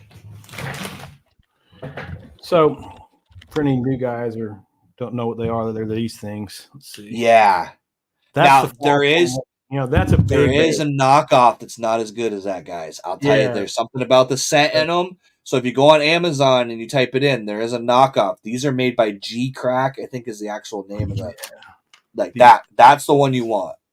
Now these bellow sticks too, man. I have caught some nice fish on that. Yeah, see, that's a lot like what. That's very similar to the Senko. The action and the way that the suppleness of this. Now you got to make sure you use a screw lock hook on these plastics. They won't. So these are what I was talking about. It's a very similar deal.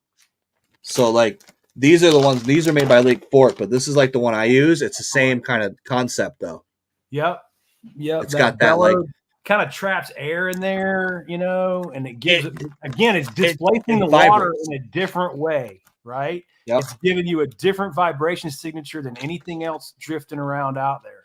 Well, and that's where that makes sense. Talking with you is like that's the vibration, because there's some days where I can't get them to eat a Senko, but I throw that and they'll eat it.